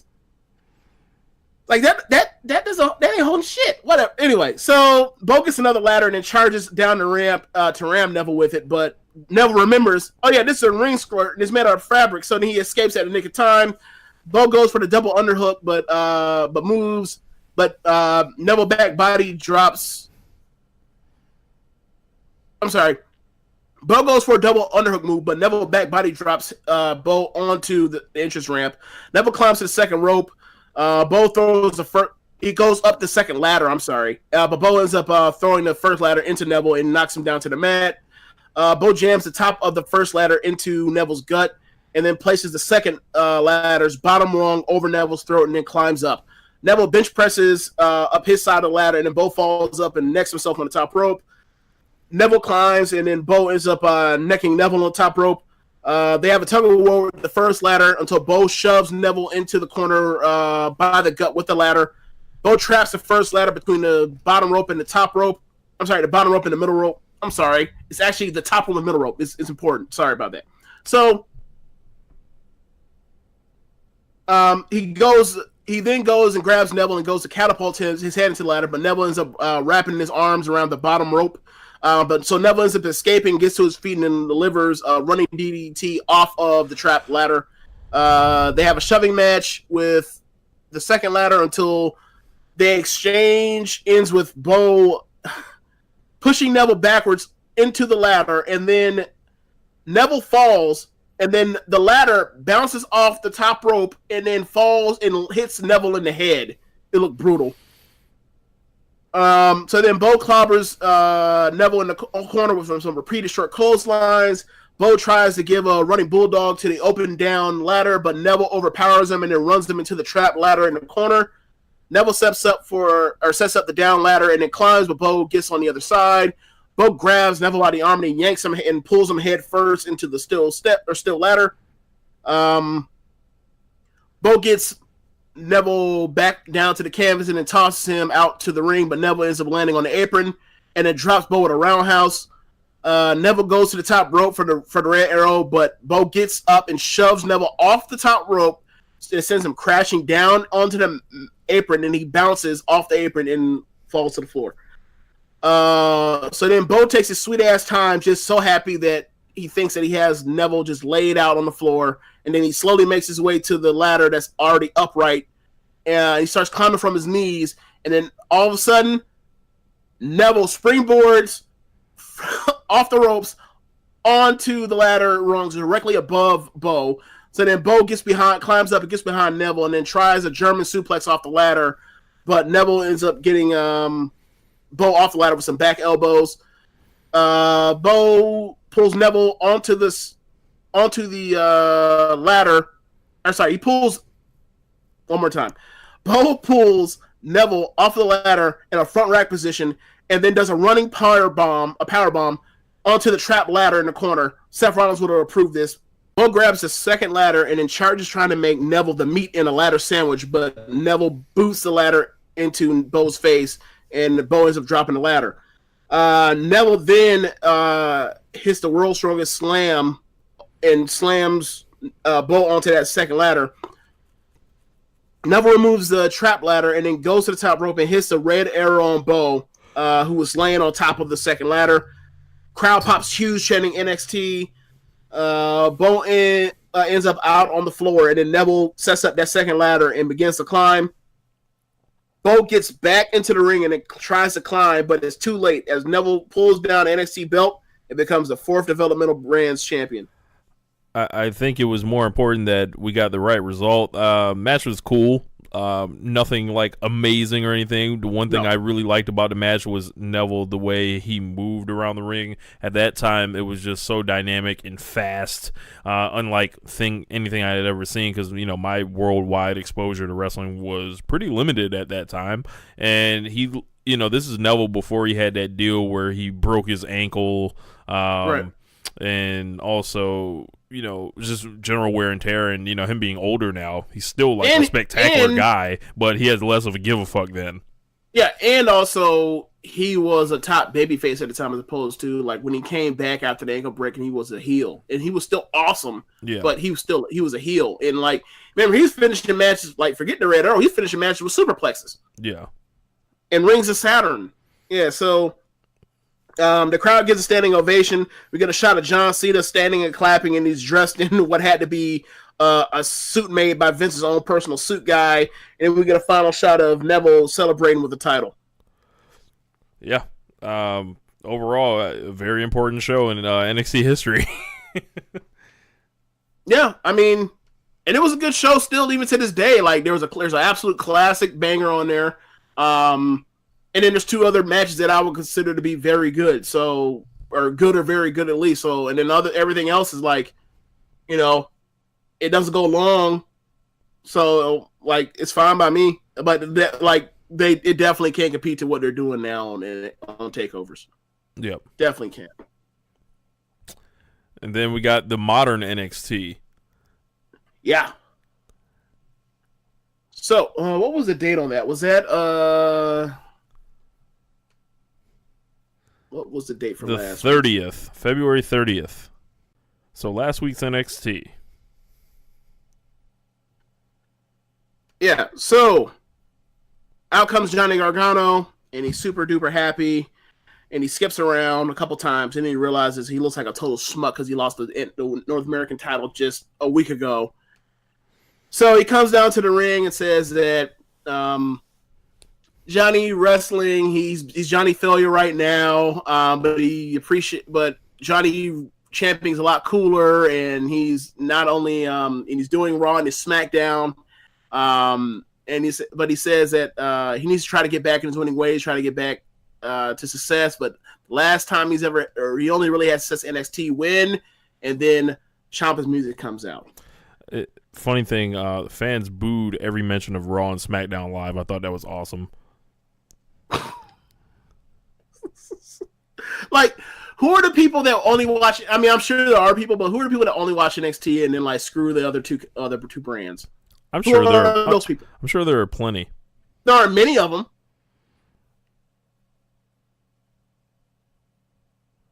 You think so? I mean, if you're really in NXT, I don't know. I think you see a difference. And then I imagine there are people that, say, you know what, fuck this. Like, I can't handle what Raw is. All right.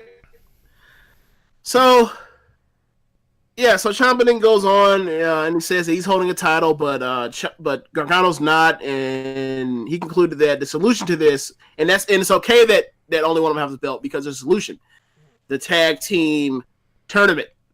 So he says that we can enter and then we can challenge for the titles at NXT New York, and we make it our moment because he always talks about moments or whatever. Else. He's like, we can make it our moment. Ciampa's coming up with every way to distract Gargano from the NXT title, even tagging with him while he's the world champion of the promotion. This is like a step down from Hulk Hogan putting Bret Hart with him in the NWO so he wouldn't have to fight him. You know what it also reminds me of? Especially because he was just on Monday Night Raw. It reminds me of like what I hear is what happened with like Triple H was trying to pawn Batista off to go to Raw or Smack. Which one was it? Was try to get him to the other brand, right? Yeah, SmackDown. He's like, go fight JBL. Yeah, try to get him to go to SmackDown so he can fight JBL because he didn't want no smoke with Batista because he knew that he couldn't handle it. And the same thing was like, yeah, man. Like, not only am I not going to have a title match at NXT New York, I'm going to be in a match with you to make sure that you're champion, and therefore you can't get a match with me because I don't want no more problems. Because every time we wrestled, you whooped my ass until you did something stupid and end up losing because you self-sabotage. You're a dumbass. But you so dumb that I'm just going to keep outsmarting you because you dumb. So that's the whole storyline. Johnny Gargano's a fucking idiot and he keeps getting outsmarted. And Ciampa said just enough of he bent the truth just enough to prey on this fragile-minded bastard. Like this buffoon, this fucking moron. So Johnny dumbass.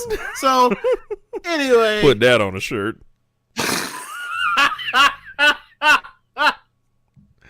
The crowd did respect the story that they're telling, and they were like damn near drop dead silent during this.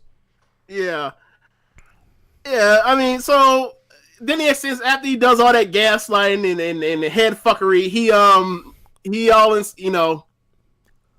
extends the hand. He gets the handshake from Johnny, and then sure enough, he rolls out the ring. And he followed my lead, right? He's been saying that on all these gaslighting promos for months. And what does this dumbass Johnny do? He follows his fucking asshole's lead. Oh my god, I'm so furious watching this. So you go backstage, and we get, I believe it was it's Ricochet. Bruh. We get Ricochet backstage reading off the cue card, explaining why like him and Aleister Black have beef with the Undisputed Era, so they are going to enter the Dusty Rhodes Classic so they can get revenge in the tournament, even though, one, they're not guaranteed to actually fight them because they don't know what the layout of the tournament is, and two, let's say you win, you already accomplished that, and it's like, so like the objective is to try to stop them from becoming the tag champs again. That's kind of dickish, but whatever. Good wrestling matches, so whatever. This man was wearing a rejected outfit from the Billie Jean video. It was like the inverted version of it, right? That's why I said a rejected one. Like, like Mike passed that one on the way up to before he selected what he selected. I don't know, man. You really think Ricochet was like? Look, I understand. Yeah, anything's off the tape. Anything's at play once you start wearing bow ties on national or television or network or whatever else. But do you really think he had the high waters? Yes, because Ricochet has been in the loafers before. Oh yeah, he does wear those asshole shoes. Okay, can't win them all. Yeah, apparently not. So then we end up getting Shayna. I like how we. Go ahead. I was gonna say I like how we stayed clear of the bean pie jokes, but until you bring it up, right? So now I'm thinking about it now. So look, you think? So did Ricochet have a newspaper with him? I don't know, but I mean, anybody want to Google Brother Mouzone? There you go. I'm moving on from there. Yeah. So we end up getting Mia backstage warming up. Dress to wrestle and rob you at the same time. We'll do what? Dress to wrestle and rob you at the same time. Wow. All right, so we get Shayna and Mia plugged for later tonight, and then we also get Dijakovic and Lee plugged for the plugged. So we go outside of the Full Sail building as Ciampa is still leading this dumbass Johnny around. He has a smile on his face, so he turns around and the camera pans, and it's Candice LeRae, Candice wrestling. Candice still right about everything. Yeah, and she in at this time when they panned her, she looks like the living, breathing definition of over it, just done through. I can't. So Ciampa just awkwardly slinks out of the picture and probably far, far away from this 5-star divorce fight he imagines Johnny is rightfully about to receive. So Candice sarcastically says, "Yeah, this again, huh?" And then Johnny goes to say something, but then she cuts him off immediately by saying, "Nah, Johnny then blurts out, "Trust me," and then Candice puts up a hand and looks at him and says, "I hope you know what you're doing." And then Johnny says, You just got to trust me. I got this. Candice rolls her eyes all the way to Daytona and then walks away before Johnny says, "I got it," one more time. Candice turns to scream on this damn dummy, but instead just walks away, hopefully to a kayfabe divorce lawyer. She needs to kayfabe divorce this fool. I'm sorry. Like, I'm not saying he need to divorce in real life. I'm talking about on the show. This can't. No, this is stupid. She needs to divorce this man and focus on her and start getting her career all popping instead of worry about this dumbass. Sorry. Just waiting. Yeah. So anyway, we get this subterfuge promo where one of the announcers are backstage in front of Regal's door because he's trying to come up with finish up the rest of the tournament participants in the tournaments. And then all of a sudden you hear loud screaming, and it's Io and it's Bianca, and they're arguing. And then we find out that later on they're going to have a match in, was it 2 or 3 weeks? 2 weeks. In 2 weeks to determine who the number one contender is for NXT New York and Shayna. Look, I don't know. I know. Then we get Keith Lee versus Dominic Dijakovic. Hold on, bro. You skipped something, bro. What did I skip? That horrible tag team match. Okay, fine. Fuck. All right, so Vanessa Bourne and Aaliyah with 1A versus the Great Value Carmella. I don't know. I'm not getting to that. All I know is every time I see Aaliyah, I'm like, damn, she's really improved her physique. But then I think about it, like, wait a second, she just has awesome physique. Why do I keep thinking she's improved it? Like, she always looks like that. She woke up like this or whatever. I'm sorry, I'm not Beyonce. So then it's Xia Li versus Xia Li. Who else? Who's her tag partner? Xia Li and Tainara Conchi. Yeah, that's right, Conchi, who's like, who's now a babyface. She is on that what do you call it? She is on that Nikki Cross. Like, sometimes she's a heel, sometimes she's a face, it's undefinable. She just goes with the flow, right? So they're having a shitty match, and Vanessa is holding she's holding in the road. Tana's holding in the road. Xia Li's good, or was good in this match. Last week against Mia, she was not good because she was out there trying to wrestle and do transitions and holds and moves. This time they said, we're not doing it anymore. You're a professional striker. We're going to have you come out and do a bunch of striking and martial arts moves. And she was awesome in this match. So basically, she gets her hot tag. She goes nuts. She's awesome in the match. She wakes up the crowd. And then immediately gets pinned. The two heels get her in the ring and finish her by botching their fucking finish and pinning her. Congratulations. My God. Yeah, Vanessa the Vision Born. That's like a woman Rick Martel. That sounds like. Because, Rick Martel had the Visionaries. Yeah. All right, is there anything else I missed before I get into this Djakovic match? Did you talk about the Dream wearing a sleeveless turtleneck sweater outside in Florida? Yeah, so then we go backstage. That boy don't give a fuck. Like, yeah, so we go backstage, or not backstage. We go outside with the Dream. I forgot what he was doing, but it was more subterfuge, and so that the Undisputed Era can walk up on him and say, "Who are you? Like, who are you to overlook us?" And then it's so funny because he says, he says to Adam Cole, "You have such a big mouth for such a little man." And in the picture, you see all of the fucking Undisputed Elves standing next to Velveteen, and he is literally a foot taller than all these geeks. he looked like he was 6 feet tall. He looked like he was 7 feet tall versus it. It looked like it was Shaq in a high school game. Anyway, so they basically all get pie faced and it look like goofs. There was a particular line, I can't remember what it was, but who was it? It was I want to say it was O'Reilly who made some goofy line that was hilarious. They explained it like they are classic 90s and 80s heels to where, like, yeah, they're cool, but they are also really good at being made fun of, and they also can help sell how big of goofs they are and can be utterly beatable or unstoppable depending on the situation. Like, they're great professional wrestlers, all four of them. They ain't nothing but the damn Cobra Kai down to the color scheme. That's a good point. I never thought about that. So now can I get to it? Sure. I just want to get to it. Can we get to it, please? Anything else? Yeah. What else did I miss? Go ahead. Keith Lee versus Dominik Dijakovic. Man, before this match started, I had said on the thread to y'all. Look, I don't know if y'all watched Worlds Collide, but I did. And in the middle of Worlds Collide, they started to unlock the offense. The Dijakovic offense. They took the training wheels off. They let that man do flips and be awesome instead of just being this fake ass Drago person. So, and then I want to say probably like a week or two after that, he actually started doing more stuff too in front of the NXT crowd. So this match is like setting up like it's gonna be a showcase. I can't wait, and it exceeded my expectations. This was awesome. I'm gonna get into it. We get a lock up in the side headlock from Dijak.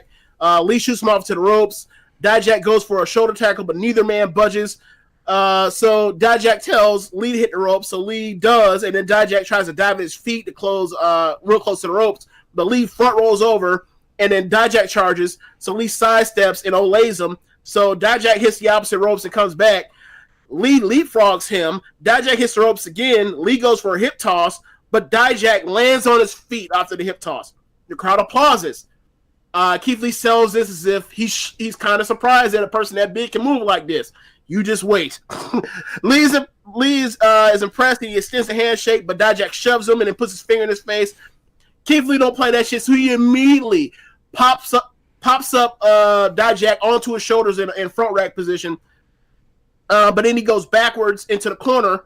So then Dijak goes for a monkey flip, and he ends up flipping him, but Lee flips all the way over and lands on his feet. The crowd erupts.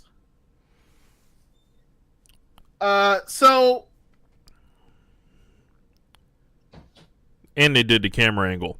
Yes. That's what I was getting at. I was trying to find out where I was at on this.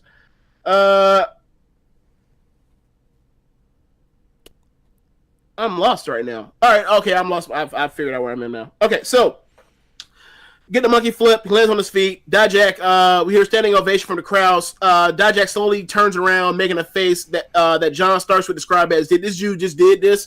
Correct. Yeah. Lee ends up giving him the Matumbo finger and then basks in the applause, and then Dijak is pissed.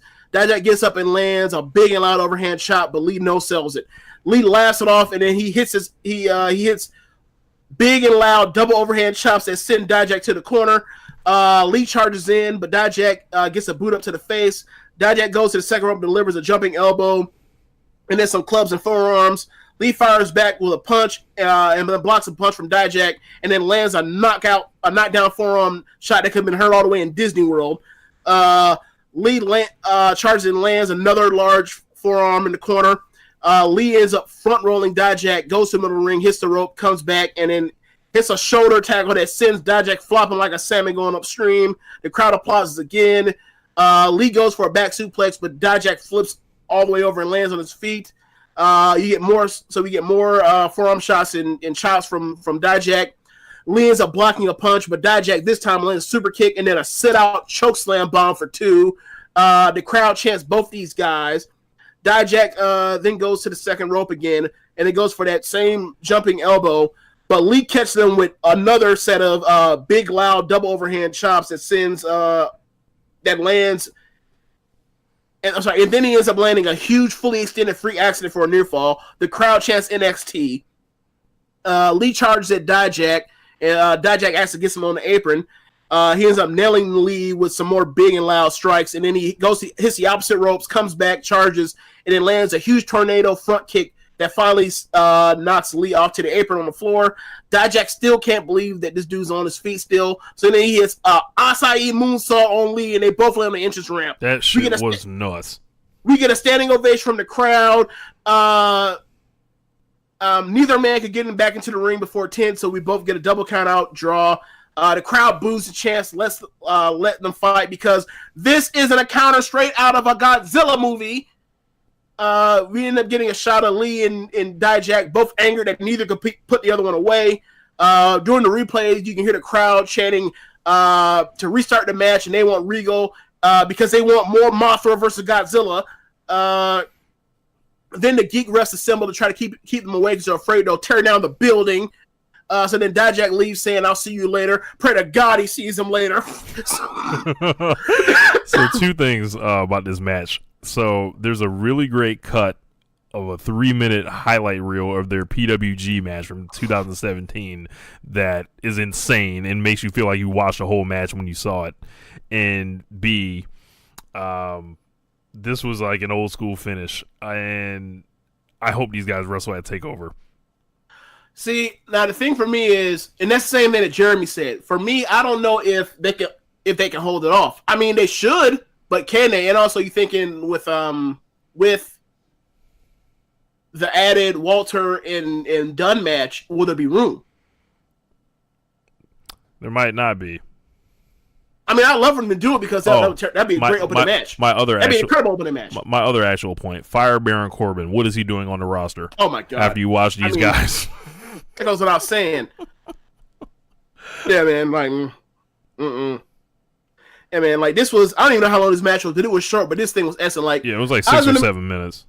I was watching this thing live, and I was like, dude, I don't think I've ever seen a match get to 4 stars. And as far as like how awesome I thought this match was, that quick ever. I don't think I've ever seen it. Like, maybe like the main event of All In, or what was that super quick match they had between Kushida and Hiromu Saga? Yeah, it was like it was like the New Beginning 2017, I think. Like, that's about it, right? Like, you rarely see matches that get to this level. That like within like 90 seconds, you're just like, "Is this?" Yeah, this match is awesome. I can't wait till they wrestle again. Look. Like, I don't think they can hold it off until New York, but I would love to be there for that because I have tickets to New York, and so do you. I would love to be there for that. Yeah. I mean, I might be kind of scared because, the 2 monsters in the building might tear it down, but still, I want to love to see that. Like, imagine having, like, WWE has Keith Lee, Dijakovic, who's 6'7", and Walter, and they still out here trying to push motherfucking Baron Corbin and Lashley. You out of your fucking mind. Someone should be fired. Like, if Vince McMahon sees that match, they'll be up tomorrow. They will be main eventing WrestleMania, Rich. I don't know about all that, but all right. All you have to be like, oh yeah, about Keith Lee 6'3", and that the Dijak guy, he's 6'7". All right, that's all he needs to hear. Anyway, I think what else is on that was on the show. Anything between that and the main event? Sasha Banks and Bayley coming out. Oh, that's right. Sasha Banks came out and these marks lost it. Like, oh yeah. So question, Sasha comes out. Question I have about the Boston Hug connection. So if Bayley is the mankind of this team and Sasha the Rock, why do they make their full entrance to the Bayley music? Because Bayley was a bigger star in NXT. What about the main roster? It's an NXT show. They have the same entrance.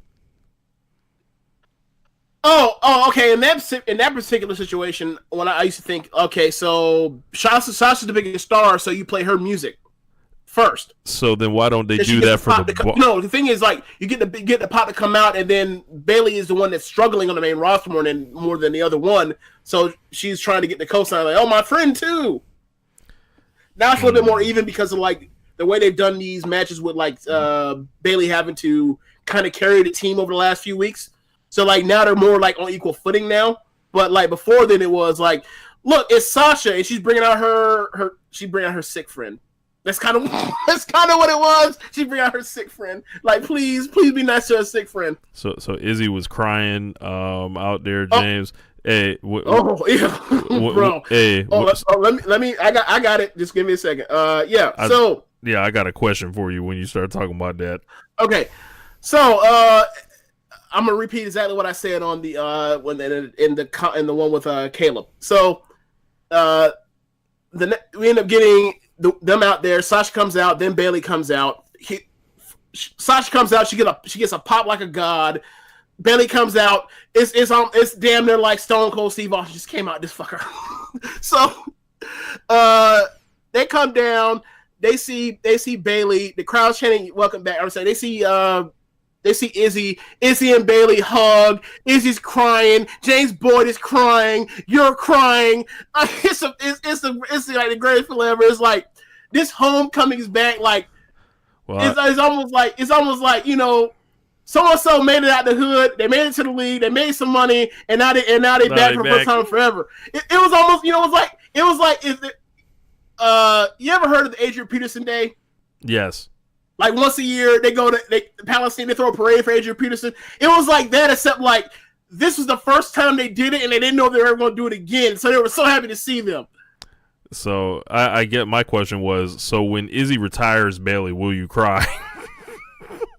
Bruh, I'm not joking. I literally cried when she hugged her while watching the show. I'm emotional wreck. I'm gonna feel like I'm watching. Like, look, man. Like, my little cousin lives with me. He's 6 years old, and like, I'm almost like dadified. And like, at certain times, like I just can't control. Like, what the fuck is wrong with me? What's going on? Like, and then I think like, it's okay to cry. Like, stop letting toxic masculinity and fuck you up. But like, I just like, look, man. Like, I just couldn't hold it. I was like, I'm so happy to see this. This is the greatest moment ever.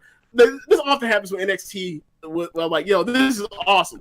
Anyway, so wasn't them winning the the women's tag team championships the best case scenario? Imagine if Nia Jax and Tamina had walked out there instead. Why? Why would it? Who would want that? This is what people were saying going into it. Like, a heel should win them and all this garbage. But I think the thing was I think the thing was that people thought like, well, WWE always books heat and bullshit, so of course you're going to do what? Book more heat and bullshit. So they thought like, they love to make a motherfucker chase, so they're going to chase him to WrestleMania. And it's like, my thing is, why would you make him chase to WrestleMania when like if they're going to have a match with these titles ever at any point, they're not going to have it with. They're going to put a Trish and Lita or Bella Twins in this match at WrestleMania, and you want to kind of have a good match, and you're not going to do that with Nia and Tamina. So, I don't know, maybe push the popular women that are also talented in the ring. Just thought. So it's like they can dunk and shoot threes. Like, yeah, right, and protect the rim. Yeah. So like, it was really fun. It was really weird to see Sasha in front of this crowd because, like, I don't know if she misses it. I mean, a lot of people talk about NXT like they miss being on NXT, but like she felt like a lot more comfortable on the mic as opposed to like, look, we love Sasha, but we know that she can do the thing where like, even though she's a babyface, she still cuts similar to Charlotte, where like she's a babyface now, but she still cuts promos in this heel cadence. That wasn't there tonight. She was actually like, I'm back. And I'm happy to be here, and I love y'all, and all that stuff. And they talked about they were going to defend the titles anywhere, including NXT. And if the NXT women step up, then they will get a title match, and we'll be back here. I believe the language she used was they are going all over the world. So, James, are they going to defend them against the Queen's Quest? No, they're not going to spin against Jan or or who else was in that. They're not going to defend it against Odell Ty or none of that. Nah, or Stars. Gotcha. No, I will say this though. I just had to know the rules. Yeah, they're not doing that. They're not doing it. Could you imagine if like they randomly show up to NXT and like Aaliyah and Vanessa Bourne pulled a fast one on them for heat?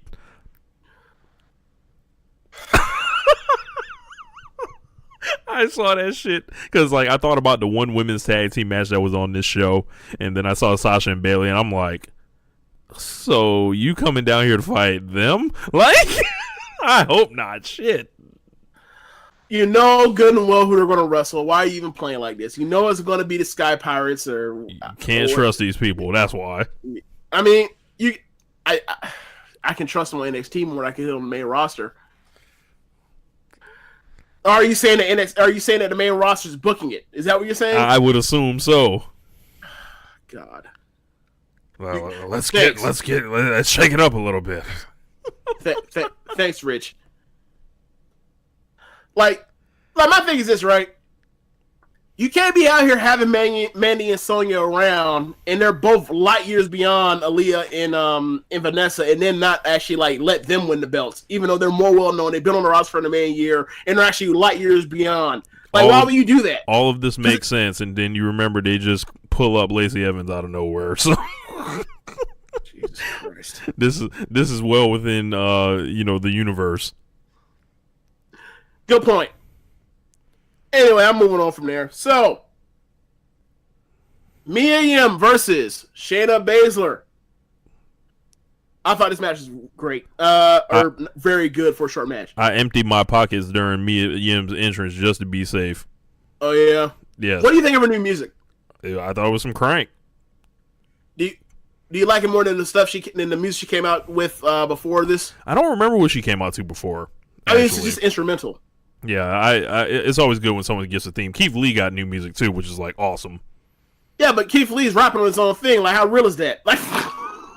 Like that's what he used to do in the Indies, and it made it feel like it was on. And then he was around for like pretty much all last summer till essentially now, and it just something wasn't right. Hey, well, I'll say this though, right? We have heard other people rap over their own interest music before. Yeah. Michael Tarver. It was not good. So, anyway, Shayna Baszler versus Mia Yim. Shayna gets a double leg and then throws some strikes from full guard. Mia ends up dodging a punch, and then Shayna injures her right hand on the canvas. Mia goes for Oklahoma roll for 2. Mia then gets her own double leg of her own and then throws some strikes from full guard.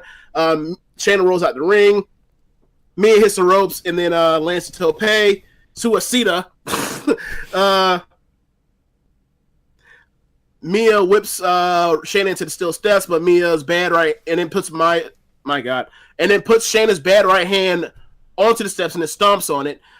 Mia goes for a penalty kick, but Shayna ends up moving, and then Mia ends up nailing the steps and hurts her right leg.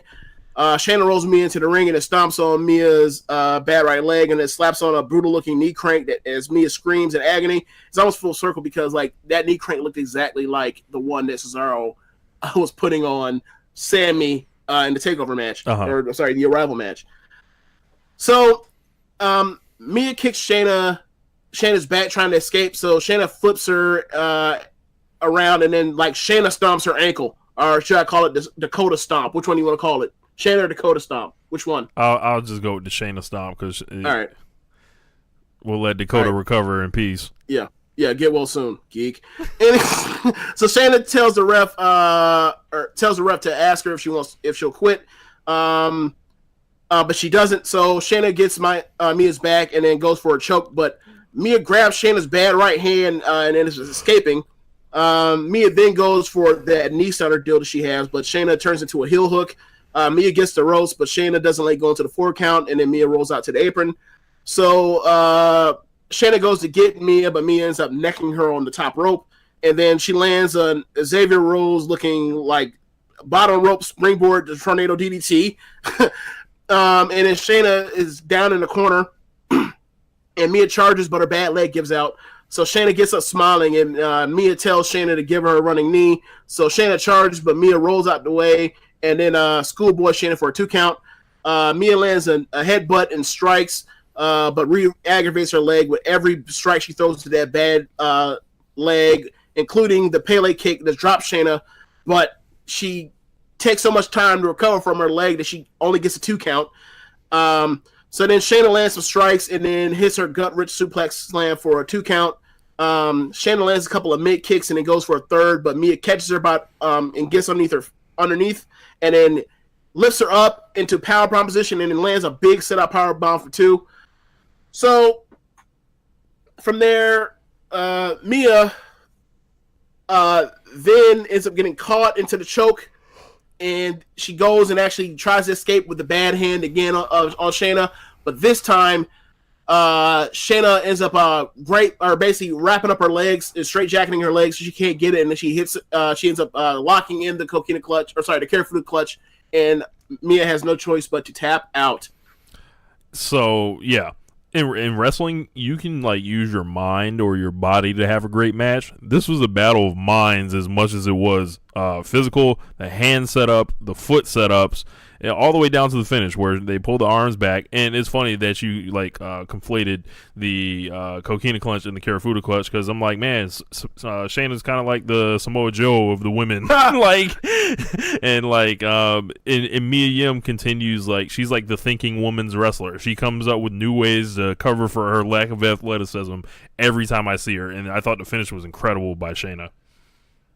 Yeah, man, like, this was like the good storytelling, all the good storytelling, as opposed to the, we gotta go and tell cover. A story, and it has to go 20 fucking minutes. Like, I think this match was maybe 10 minutes long, 11 minutes, and they went in there. They told a great story. It was physical, it was excellent, and I wonder how many times they've done this type of match, at a Shimmer or whatever that I'm unaware of, or how many times they've talked about this match or having this kind of match, because this was to perfection.